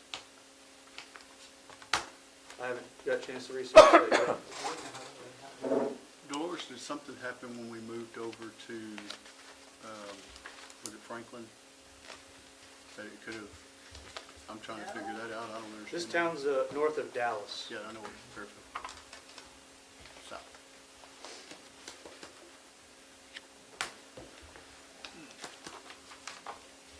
Well, we can check into that, Stephen, but I I just don't know pulled it why. up and they gave me a PDF that says notice of meeting of the governing body of Weimar, Texas. Go to council. Yeah. I'll pull it up for you later. I'll show I you. mean, I'm just telling you, I went to the most intuitive one that says council agenda current, and it's the current agenda. Go to archived. It's in there. That's where I printed it from. That's where I I'll be more than happy to show it to But you. Maybe. did you see that the current one is correct? That's fine. But if somebody wants to look back, if it's not important, why is it on there? Which archive did you look at? I'll show you later. It's on there. I mean, what That- year? that's- Just what year? I just put archive, and it's a bunch of them. It's all of them. Right, it goes back to 2004, I'm just asking you. what the particular Just hit year. one. Just touch it. Okay. The only thing I could think of was when Cave Consulting did something, it must have merged theirs in. Here's one from January 12th, 2023. If you want me to show you later, I'll show you later. I understand. We're gonna spend time on this, Mr. Helmkamp, at council, you're painting with a broad brush, fair statement. I don't think that piece of paper is very broad, sir. Well, you just said all of the agendas were from Fairfield, Texas. Every one I pulled up for you so far. I said I'll show you later. Okay, so let's stick on the fact of it's a financial statement. We're getting on to something else here, okay? David, So we'll look into that as far as, the CD that's coming up, It's are we noted, going to okay. get, Thank you. the CD that's coming up here next week, have you checked on interest rates? now, we're gonna, that and then there's a couple other ones I'm gonna be checking on. I mean, it looks like they're all going up pretty much, Yeah. 4%. About 4.25, yeah. What about those ones from October from Fayetteville Bank that renewed at 1.1? Right, and that was out, now that I'm back, we and I discussed that. And I think you could probably get them to stay at that same maturity date and just get them to, I bet they would increase it to the market rate now. So we have a good relationship with them.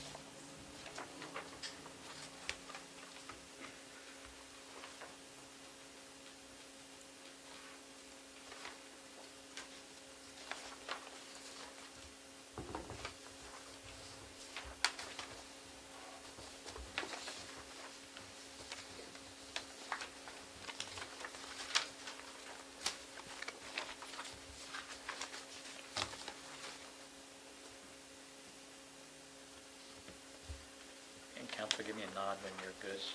And there's no rush, just give me a nod when you're good.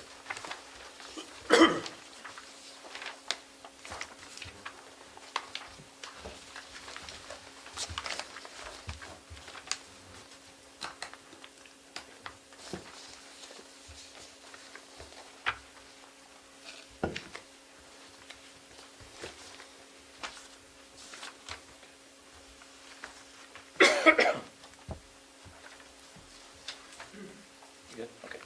David, do you have anything else you want to add or bring up to them? Okay. We'll move to agenda item number 6, approval of accounts payable and transfer of funds. So moved. Second. Have a motion and a second. Dolores, you nod if you're good, okay. All in favor, say aye. Aye. All opposed? Motion carries. We'll move to agenda item number 8, proclamation acknowledging the week of June 4th through the 10th, 2023 as National Garden Week.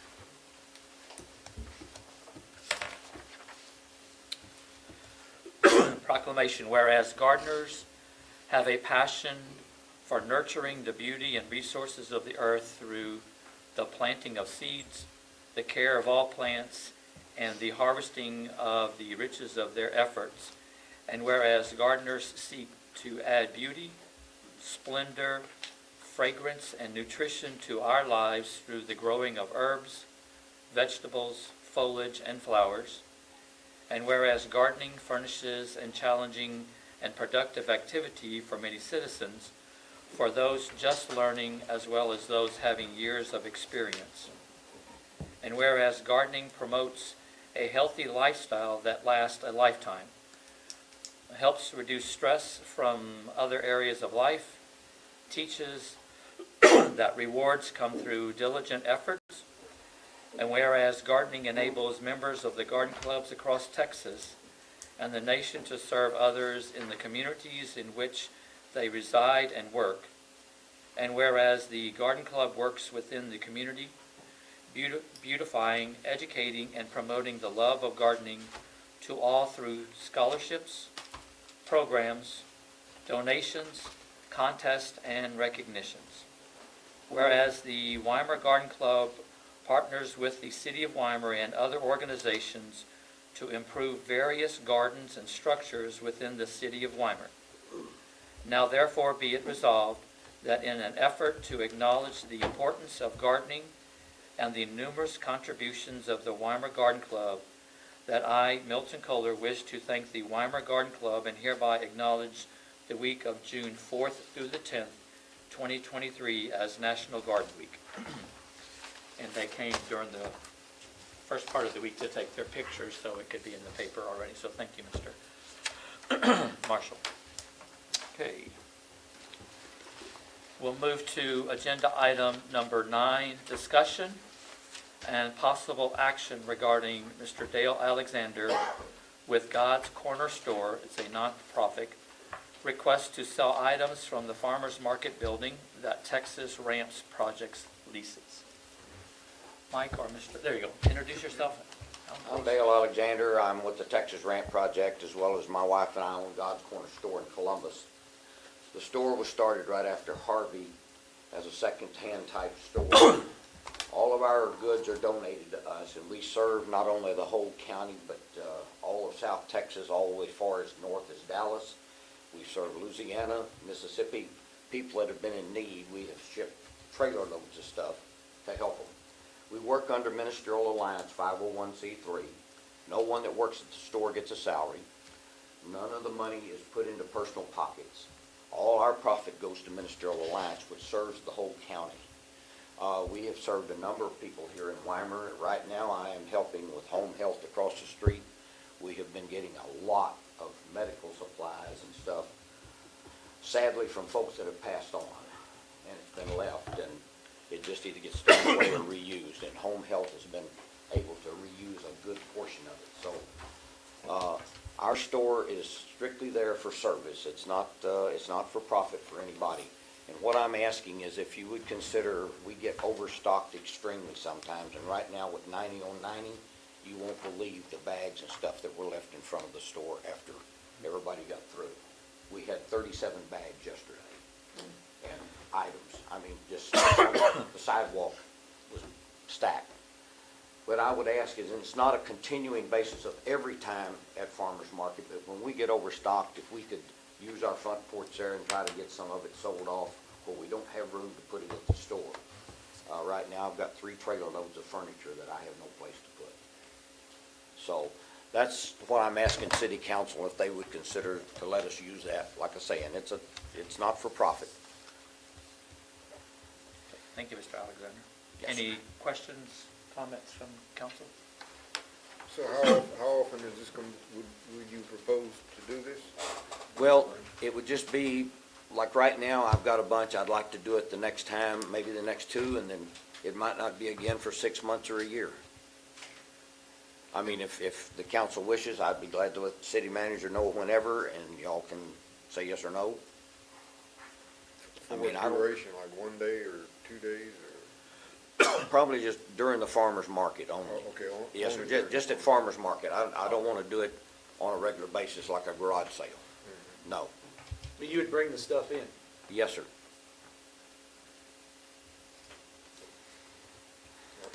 Do we have room for that? Yeah, I mean, he's using a very small portion of that building. It's got a lot of room in it. Texas Ramp takes up about 1/3 of that building. I've got everything over on one side, and, so right now we have plenty of room over there. And we have secured the building. I don't know, I've told the city manager, I had, wire grates cut for those windows on the inside. The only way you'll get in there is with a torch. So it's very secure. Just to remind you guys, council, that it's the building on the left if you're facing if you're on 90 looking at it, it's the building on the left, correct? Same one we did the agreement. Yep. Just a reminder. Yep. And that's the only one that you're looking to use to sell Yes, the sir. stuff out? Just the front porch of that building at times. Well, I mean, that's not very often. I don't have a problem with it. Me neither. I would move we allow, Mr. Alexander with God's Corner Store to sell items during the farming market. I second. Have a motion and a second. Dolores, give me a nod if you're good. Okay. It's open for additional discussion. Okay. Hearing none, all in favor say aye. Aye. All opposed? Motion carries. Thank you, Council. Enjoy the Thank sale. you. Thank you, Mr. Alexander, and for everything that you do. Okay, we'll move to agenda item number 10, discussion and action on annual financial audit proposals for fiscal year 2023 through 2025. And David, do you have something? David? Yeah, we only got one proposal, and that was from Greg Phillips and Company. That's the current auditor we use now. That would go be your recommendation, is that what you're saying? Okay. I'm fine with Trill 6. I would so move. Second. Who you got a second? Kevin? Several of them. She got it. Becky? Okay. I'm gonna slow down to make sure we get it correct, okay? So we have Roy and Becky. Okay, That's for a 3-year term. any additional discussion? Okay, all in favor, say aye. Aye. All opposed? Motion carried. Agenda item number 11, discussion and appointment of city officials. You have a sheet presented to you. Every year there are folks that have their terms are up, because usually most of them are 2-year terms. The ones in red are the ones that are up for reappointment by council. And all the ones that are on here have confirmed that they are interested in doing another 2-year term. And they are presented as so on your sheet.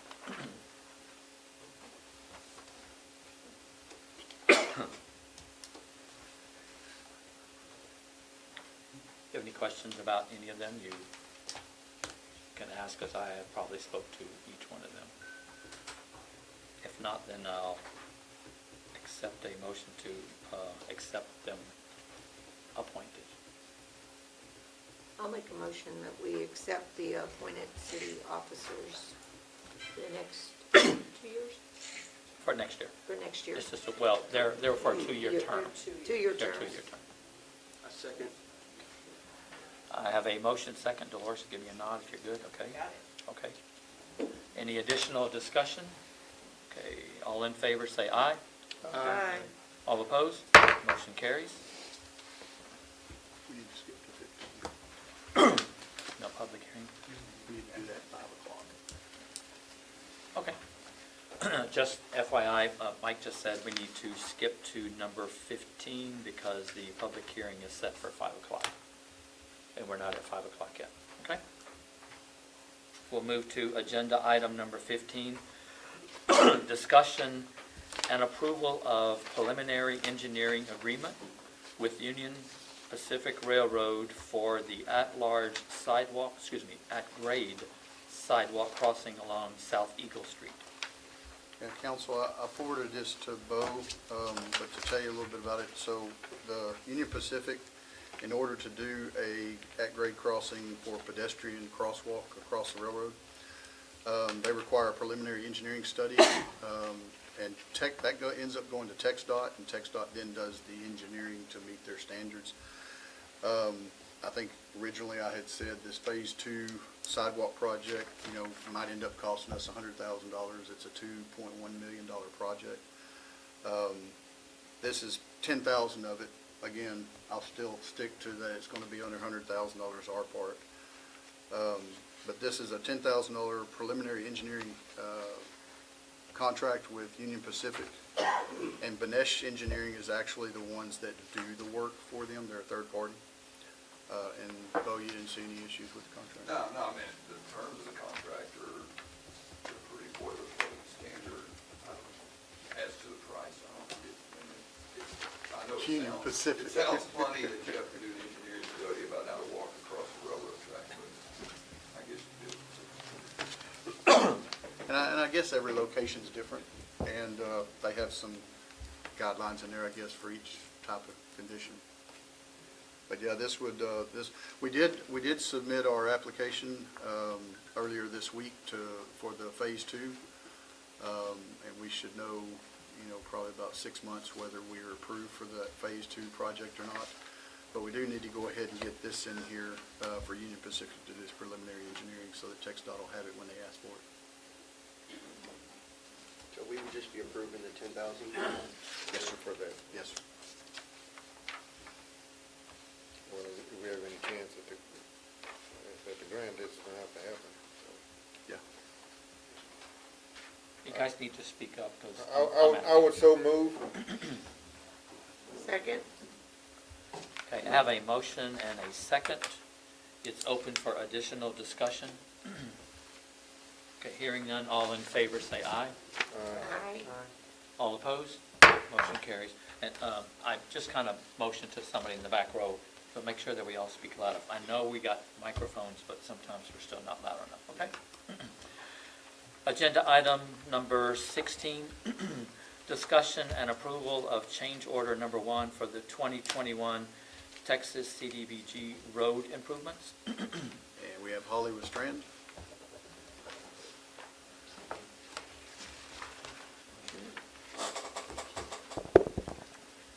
Good evening, Mayor and Council.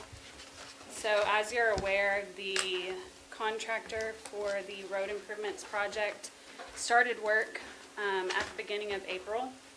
And after further potholing and finding all of his utility locates, there's a lot of center point gas lines that were located, some of which are extremely shallow, 16 inches deep from the top of the pavement. And they do run along St. Andrew Street and North Eagle Street directly underneath the curb and gutter. So the curb and gutter was designed to have concrete piers so that the gutter would not, or the curb would not roll backwards because of the expansive soils in the city. So we had a bunch of different options. The pavement section for the street project included 6 inches of lime stabilized subgrade, 8 inches of flex base, and a double course chip seal, which is probably 1.5 inches to 2 inches. So basically, the contractor, and with the extra 2.5 feet of the curb piers, the contractor is not able to construct the work in accordance with the current drawings. So we've been going back and forth with the contractor, trying to determine either CenterPoint moving their gas lines or an option of doing concrete pavement. So concrete pavement would consist of just including the 6-inch lime stabilized subgrade with an additional 6-inch concrete pavement on top. With concrete pavement, you don't have to have curb piers because everything is poured monolithically, so the concrete pavement moves like all together as one piece. So this concrete option would be an increase of almost $110,000 to the project. However, I have talked with Mike several times. We've been in contact with CenterPoint Energy. They have done their design on relocating their gas lines out of the city's right-of-way. I'm just not sure on the time frame as far as construction and like how long it would take them to do that. So at this point, the contractor has moved off of the job site just because he doesn't have anything to do currently.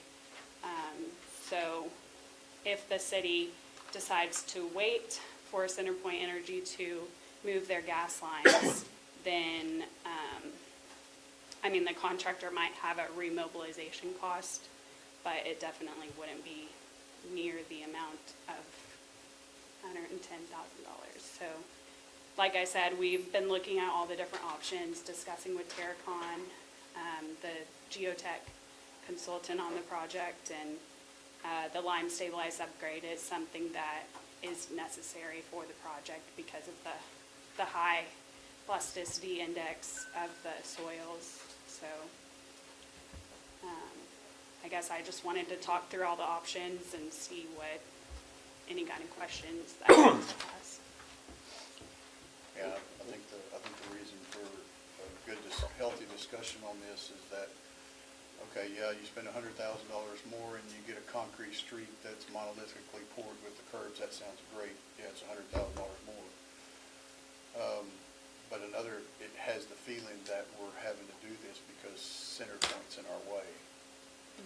And they gave no indication that there was an issue. They knew what was coming. They gave no indication that there was a problem with the depth of lines. They gave no indication that those are steel lines. Correct. And they're required to move those out, not even supposed to be in the ground. Yes, so old steel gas lines are technically outlawed by the Railroad Commission too, so it's not even supposed to be in the ground anymore. So after replacement, it would be poly gas lines, and a typical depth for a gas line is around 36 to 42 inches.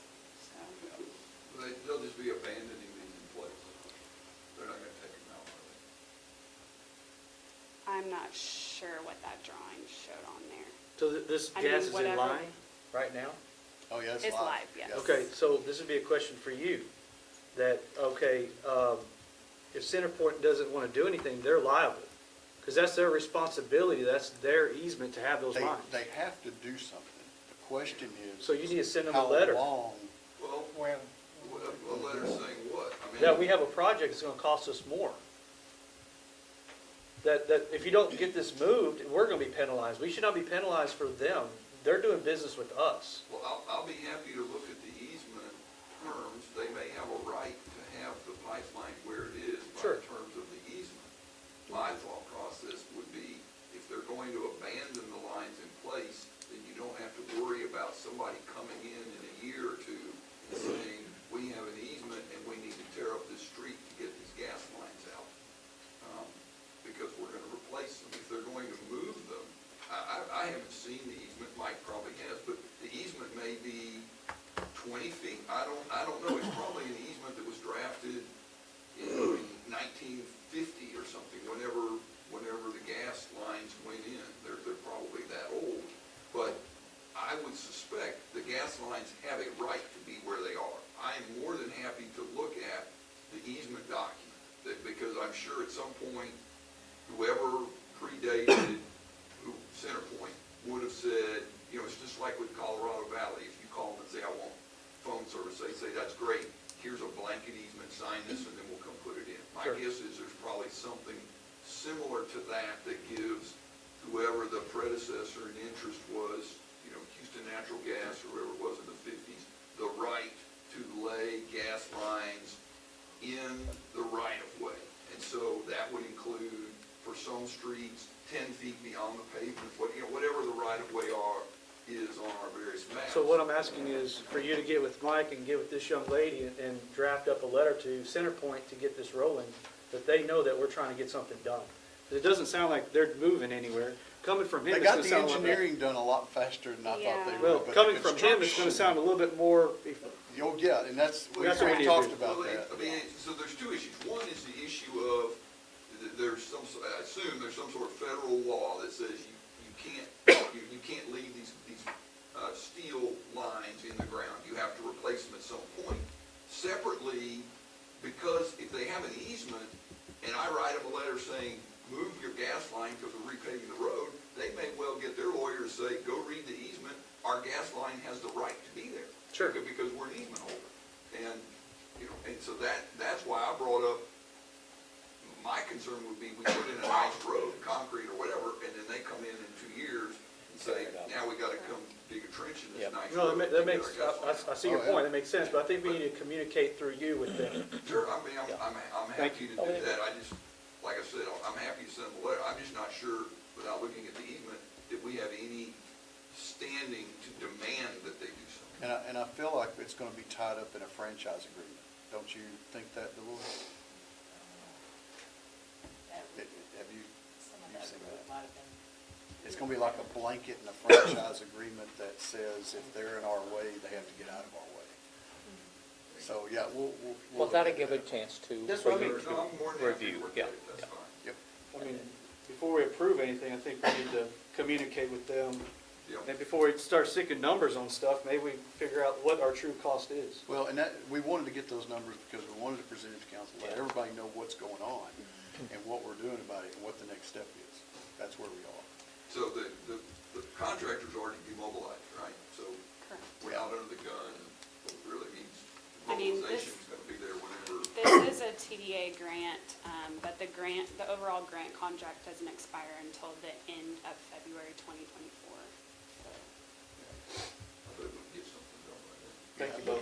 You bet. It's just more informational type thing, that's Yeah. all we're, and Because we were the not, end result would be him in the first. yeah, Holly and I were not really accepting of this. It didn't smell right We anymore. were hopeful that the cost did not Yeah. come in at where it was, Yeah. so. But we did review the cost based on what the contractor provided, and it does seem reasonable. We were just hopeful it was on the lower spectrum, and it was not, so.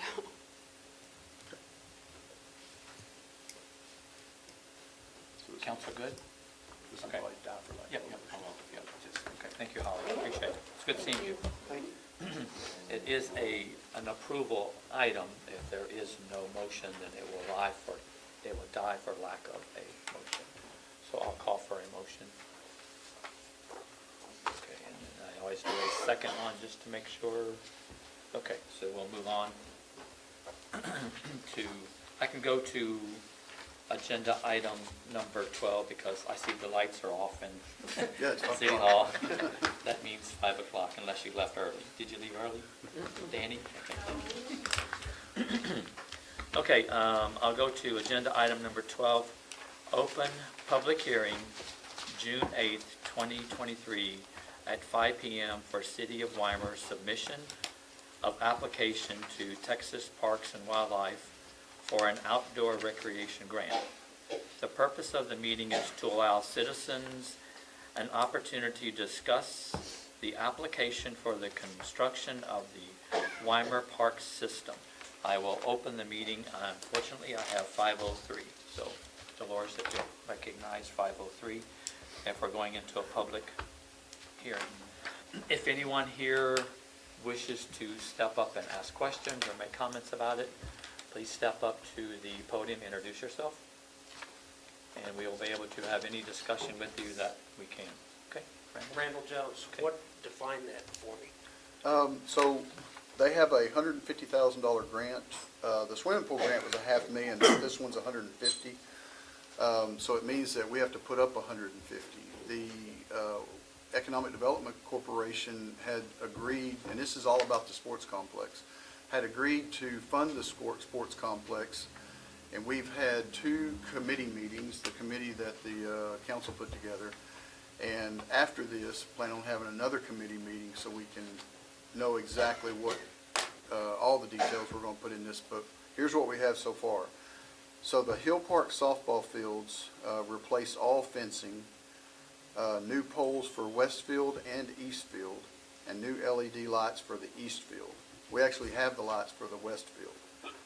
The soccer fields at the sports complex, 6 inches of topsoil for one soccer field, block sodding for the soccer field, irrigation for one soccer field, and the utilities, a 6-inch water line, PVC water line, and 6-inch gate valve, 4 of those. And that'll get us the water through the soccer field. So all of that ended up right at about $327,000. So we were trying to hit a project that was pretty close to $300,000, so it'd be $150,000 and $150,000. So it's park improvements. It's park improvements. Thank you, Mr. Jones. And this is following a plan that BEFCO was paid by the EDC here a while back to put together a concept plan. And if anyone wants to look at that plan, they certainly can. I can give them copies. Basically, it's the 18 or 19 acres that Dr. Ken Yoder donated to the city back in 2015, I think it was. And it was for adding more recreational space. And there's enough room out there, believe it or not, to put 3 baseball, softball fields, and then there is enough space for 3 large soccer fields, and one of them could be broken up into smaller fields, sideways, and some parking, and also a pavilion and some restrooms. The project ended up quite a bit, so we tried to break this thing into phases, and it's probably something that we're going to probably break up into 4 or 5 phases over several years. But soccer seems to have taken off out there. Soccer seems to be very interested in the committee. It's a growing sport, so. Probably get flag football out there too. You sure could. Yep. And in the plan, not this one, because there just wasn't enough money for it, but in the plan is to have one of those soccer fields lighted. So there you go with flag football too, flag football at night. But anyway, this is this is just the public hearing part, and if anybody has any comments or anything, I'd sure appreciate it. Two things. One, Mayor, I put my name down for item number 11 for public speaking. I believe you skipped that portion. For 11. Discussion and appointment of city officials. Oh, we had that. I put my name down to discuss during that portion.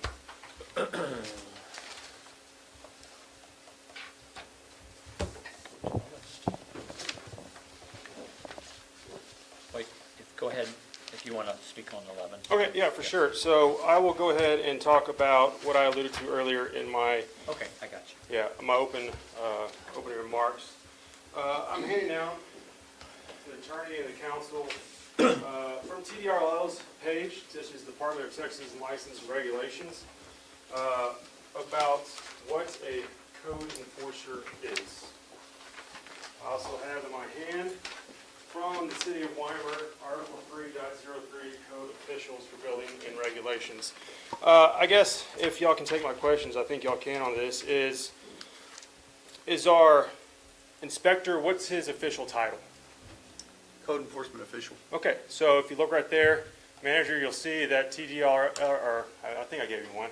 No. TDLR, well, I think the mayor can share with you, states that, wait, I gave you mine too. And this is Oh, for here it code. is. I got it. And this is for, and what I have in my hand is for code enforcement Yes. officers with TDLR. Ours is a code enforcement official. Okay, so then again, we'll bring it up your official here, then on a 3.00.001 building official. Building official shall be appointed by the city manager, approved by majority vote of the city council. My question, council, did you vote on that? No. Not today. Did have you in the past? Can't answer that. Okay. Would like to see minutes on that. Okay. 3.03.002 electrical inspector. Electrical inspector shall be appointed by the building official and serve as the building, serve at the will of the building official. I say that to say this, that ties back in to the council by majority vote approving the building official. If that wasn't done, that's null and void for your electrical inspector. We go on to your plumbing inspector, 3.03.003 plumbing inspector. The plumbing inspector shall be appointed by the building official and to serve at the will of the building official. Again, null and void. Mechanical inspector, 3.03.004. The mechanical inspector shall be appointed by the building official and serve as at the will of the building official. I can go on and on, but I'm sure this council is aware that they can pull this up and read it for themselves. What are we doing? One would be efficient, right? Yeah. Whether, yeah. Yeah, it'd be efficient, but then again, if you tie them together, Mayor, if they're not understand. appointed. So, So I guess what we're, because I don't have that as an answer right now, I know you're not really addressing it to me, but I can try to answer for you if I can. yeah, sure. So, if it was done the first time, I don't know if it needs a renewal like these other folks. That's what I would have to find out for you. Okay? Yeah, just to answer, bring it to y'all's attention with that. Yeah, okay. Appointing, I'm not privy to the list of appointed officials that y'all have up there. Yes, sir. Question, any of them are police officers? Yep. No? Okay. So who does the hiring of police officers? So if you read the code of ordinances, it specifically says. Excuse me, I'm talking to the elected I know, but I'm officials. the attorney, I'm trying to I'm speak not, things up here. are you appointed? Or are you I am elected? appointed and I've Okay. been voted in by the city council. Okay, I'm I'm- just trying to help you out, Mr. Jones. Well, The Mr. code of Dawson, I'm ordinances addressing the city says council, not you. The police chief is appointed by the city manager. And then the police officers are hired by the police chief. Direct my questions to council and the manager, not the attorney here. So if somebody from the council can answer that question for me, that'd be great. Anybody else want to answer? I will. Officers are hired by the police chief. The police chief is hired by the city manager. Is that Okay. correct?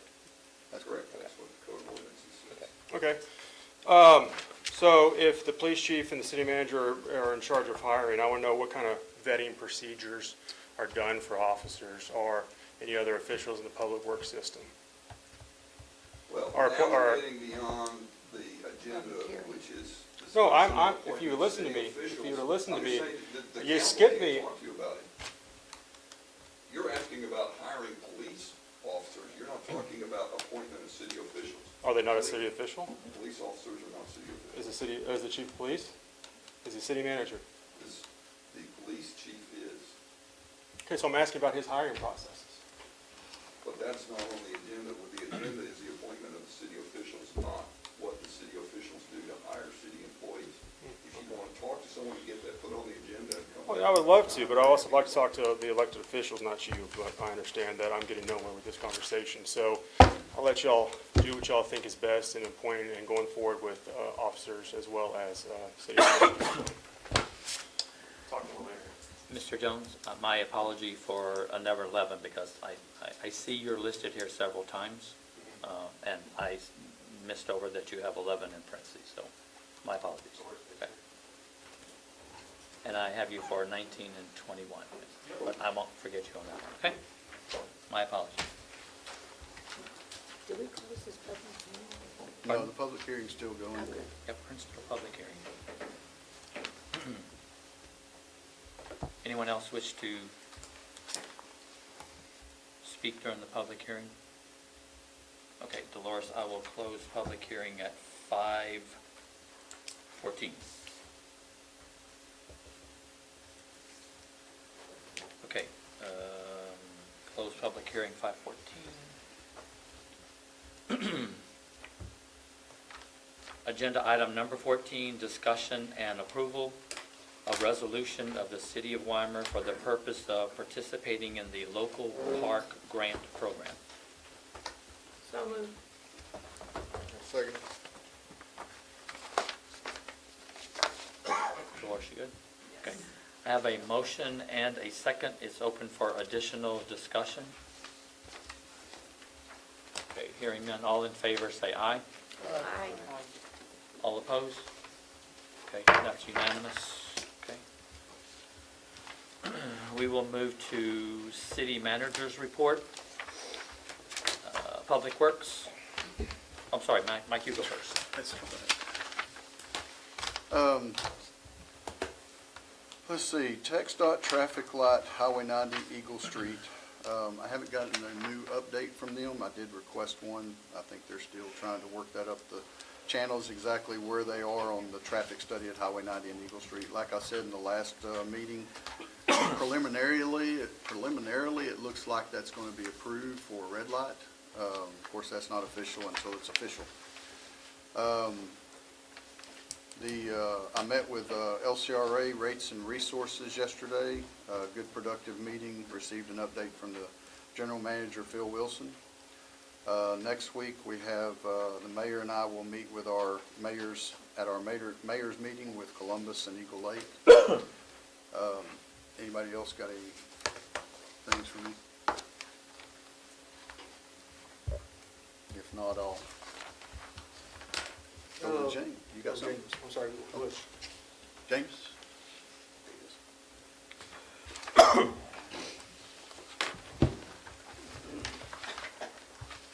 Evening, Mayor, Council. Any questions over the council report already put in the council packet? I do. Water quality complaints, I know there's more than 4. Okay. You have one specific you want to bring up? No, is that the true number 4, or are we reporting differently? I will get back to you on that. Okay. We had one from the library that I didn't put in there that we may have some issues at the library itself. It's old galvanized lines. When I checked distribution, I didn't see color in distribution. Are we putting email complaints in there as well? Or is it all phone? We haven't gotten any email complaints that I know of. Dolores, did y'all? Okay. So we're at 4. We're at 4, other than we had one that was, you could add one more to that because it went, didn't come through normal sources, and I found out about it after the fact, and I talked about them. So we had one at the library and one other. So it'd be 6, but when I went out, I did not find anybody else at the time that had issues. Okay, so we're at 6, not 4. Or it could be at 6, yes. Okay. Why don't we dig a little harder to get back with me on that? It would be 6, there's no more than 6. No emails? I'm not aware of emails, I'll have to go back and look. Okay, thank you. What would the title be? Would it be listed as dirty water? Yeah. Okay, I'll see if there's anything there that comes up. Thank you. Good work, Jay. We would appreciate, and I've always said this and continue to say this, call City Hall, send us an email. We'll look into it every single time, even in the middle of the night. James responds. But we'd appreciate going through the channels of phone call and email to get those complaints. When people have called City Hall after hours, it goes to answering service dispatches. We do come out after hours, holidays. There's a lot of people that don't report anything. Sometimes it's gone to Facebook, and someone has looked at it and referred it to the city manager, and then I've gone out and dealt with it. Are those numbers included in here? Because I don't know. Sometimes they are, yeah. I mean, we don't chase Facebook. We don't do that. Yes. There's a lot of stuff. It's nothing on to do with Facebook. your work. I appreciate your work. You're doing a great job, but I need numbers because if we have a water quality problem, council needs to be aware of that so we can address it. And everything that goes through the answering service is in there. Yeah. But I'm saying it's 6 instead of 4. And there's several people that called me directly, and I've called Danny, and actually one person's called me directly, and I've called Danny, and that person was addressed each time. I appreciate that. I just want good numbers so we can address the numbers. So folks can help us get good numbers by emailing or calling us. And Not calling chase is the Facebook. best, please, because that goes to answering service, we get dispatched. Yep. Email, it it could get missed. Answering service will dispatch us immediately. Mr. Mayor, Yes, sir. can you tell those folks to speak up? I'm either old, hard of hearing, or they're speaking too soft. Gotcha. Thank you. I heard you and they heard me earlier. Well, I ain't not saying a little bit better, okay? Now, When- y'all speakers are like 3 feet from you. I don't even 7 feet up. When, Just an observation. Thank you. not sure if you heard me earlier, but I asked them to speak louder. Right. I already did once, yes. When we did the Pledge of Allegiance, I said, Case is here, because I heard you in the Pledge of Allegiance, so I always hear you. Thank you for bringing it back up, because I want to make sure everybody's heard. James, you're good? Yes. Okay. And Chief? Hey, you'll be able to hear me. I've never been accused of being too soft. Go ahead, Chief. Mayor and council, before you, you have my report. I do have to bring one thing to your attention on it that we do need to change.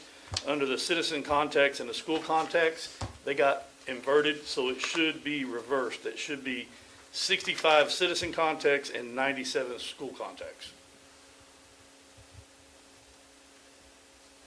Also, we have Officer Giannis has been on vacation, maternity leave, whatever you want to call it. Him and his wife had a baby boy, and the name of the baby is Lloyd Giannis. So we congratulate him. Also, we have 2 new officers that we're here to introduce today. One is Robin Allen, and the other is Dalton Lee. So they have both joined us. As you'll recall, Dalton was the one that we have put through the academy that was part of our cadet program. So he's the first graduate of Weimer's cadet program.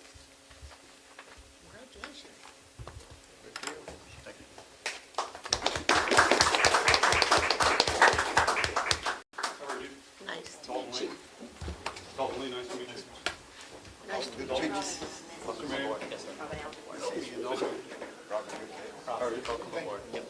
Excuse my cold hands. My hands are freezing too. Hers are warm.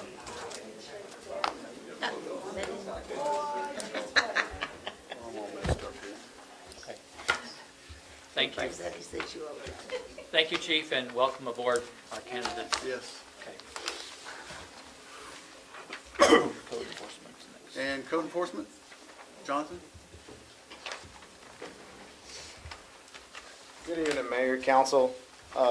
Before I use my report for the month, if y'all have any questions, concerns?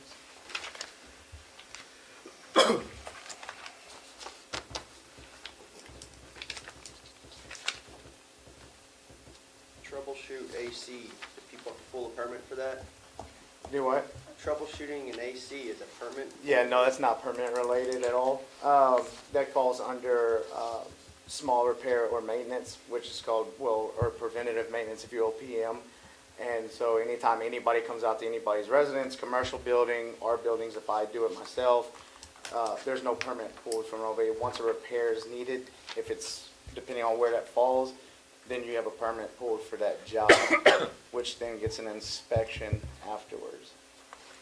So the troubleshooting you see is what I've done at the Civic Center. There was 3 units down. I got 2 back up and running without having to go through a company, if you will. And then the other 2 were beyond my, beyond my needs, a repair for me. So we contract that out, which they will pull their permit once they do the change out.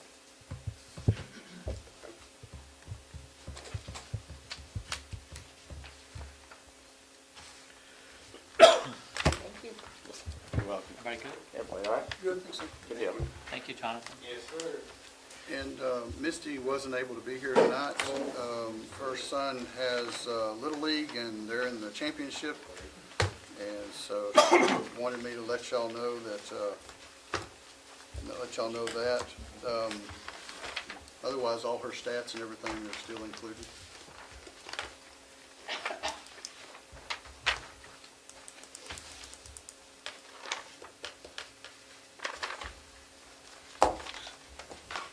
Give me a nod if y'all are okay. Good. Okay, good, okay. All right, we'll go to agenda item number 18. Now, as I said at the beginning of the meeting, if someone showed up a little later that couldn't be here at the time to sign in because that young lady, or young lady that from the Boys and Girls Club brought the sign-up sheet up here, I just want to make sure that you're able to sign up to speak on either one of these agenda items if you didn't already. So before I can? Okay, we'll take a quick 5-minute break per councilman request, and that will allow you to sign up here for, if you want to speak on either one of those items, okay? So you guys, we'll take a quick 5-minute break.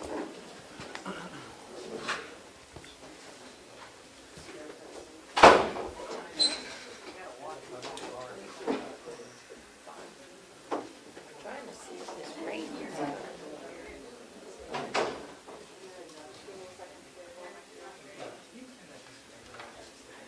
Anybody want to speak on either one of those?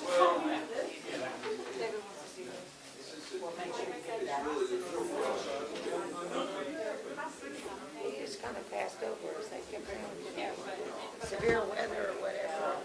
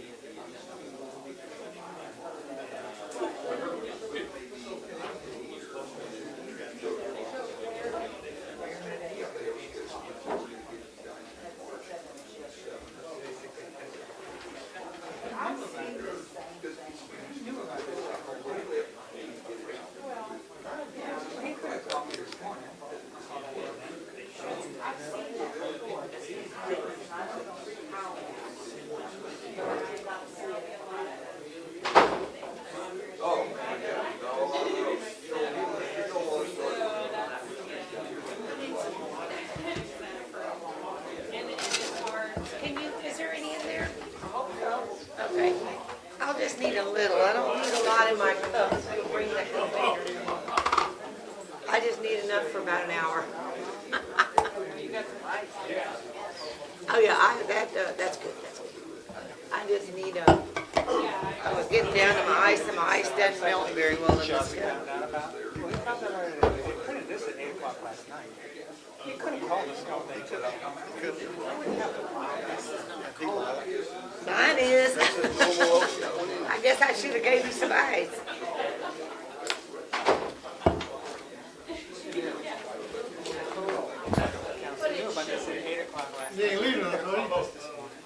Yeah.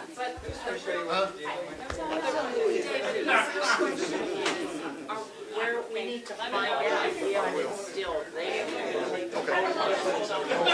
Just carrying 2 of my great. I didn't know. Two? No. Hey, I agree with you. You knew last night. You called me Have you late found this out morning. what they want This weekend. this weekend? How's travel? Hey. I won't bet in. Yeah. I won't bet in. It might be. Yeah. My sister, she's doing the whole. Oh, is she? It's not. He kept saying agenda. He kept saying archives. Her other was good. Shooting balloons or something. Like that's how it We're gonna be in New Orleans. I just found out about it. I mean, did you find it? Someone printed it Yeah, out we're last just doing night. it small. Well, this was printed last night. FaceTime me that video website. Yeah, well, definitely. Or Lyra doing it. Yeah. That's no problem. I was going under agenda. Are you going to find it? I signed up in January to one college. You got to make that list. You talking about the railroad? Yeah, whatever that, yeah. You know, I guess they look at how much traffic's there. I guess they look at how many pedestrians are expected to be coming through there. Union Pacific is so bureaucratic now. I'm sure it's $9,000 for a bureaucracy. It's $1,000 to do the engineering. Yeah, fun. It's fun. It's a mess. Hey, just trying to coordinate with him to have meetings is nuts. Absolutely nuts. So when I go into closed session. We're all gonna go in there. We're all gonna go in there for closed session. Because I don't want people jumping in and out. Make sure you show both, because Because I know he's going back around, they'll probably stay closed. all right, good seeing you.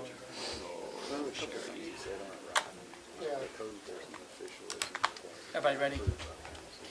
Okay, so we'll come back into the open session, or just ring back in. So we'll go to agenda item number 18. Council will go into executive session according to chapter 551.074, personnel matters, police chief, to discuss safety and welfare of the city of Weimar. Now, in order to have the audience, Randall, you don't have to go. Reed, council's going to go in the meeting room here into closed session. That will keep you guys from back and forth, back and forth, back and forth. And they're gonna make us go back. Yes. Yeah. Much easier.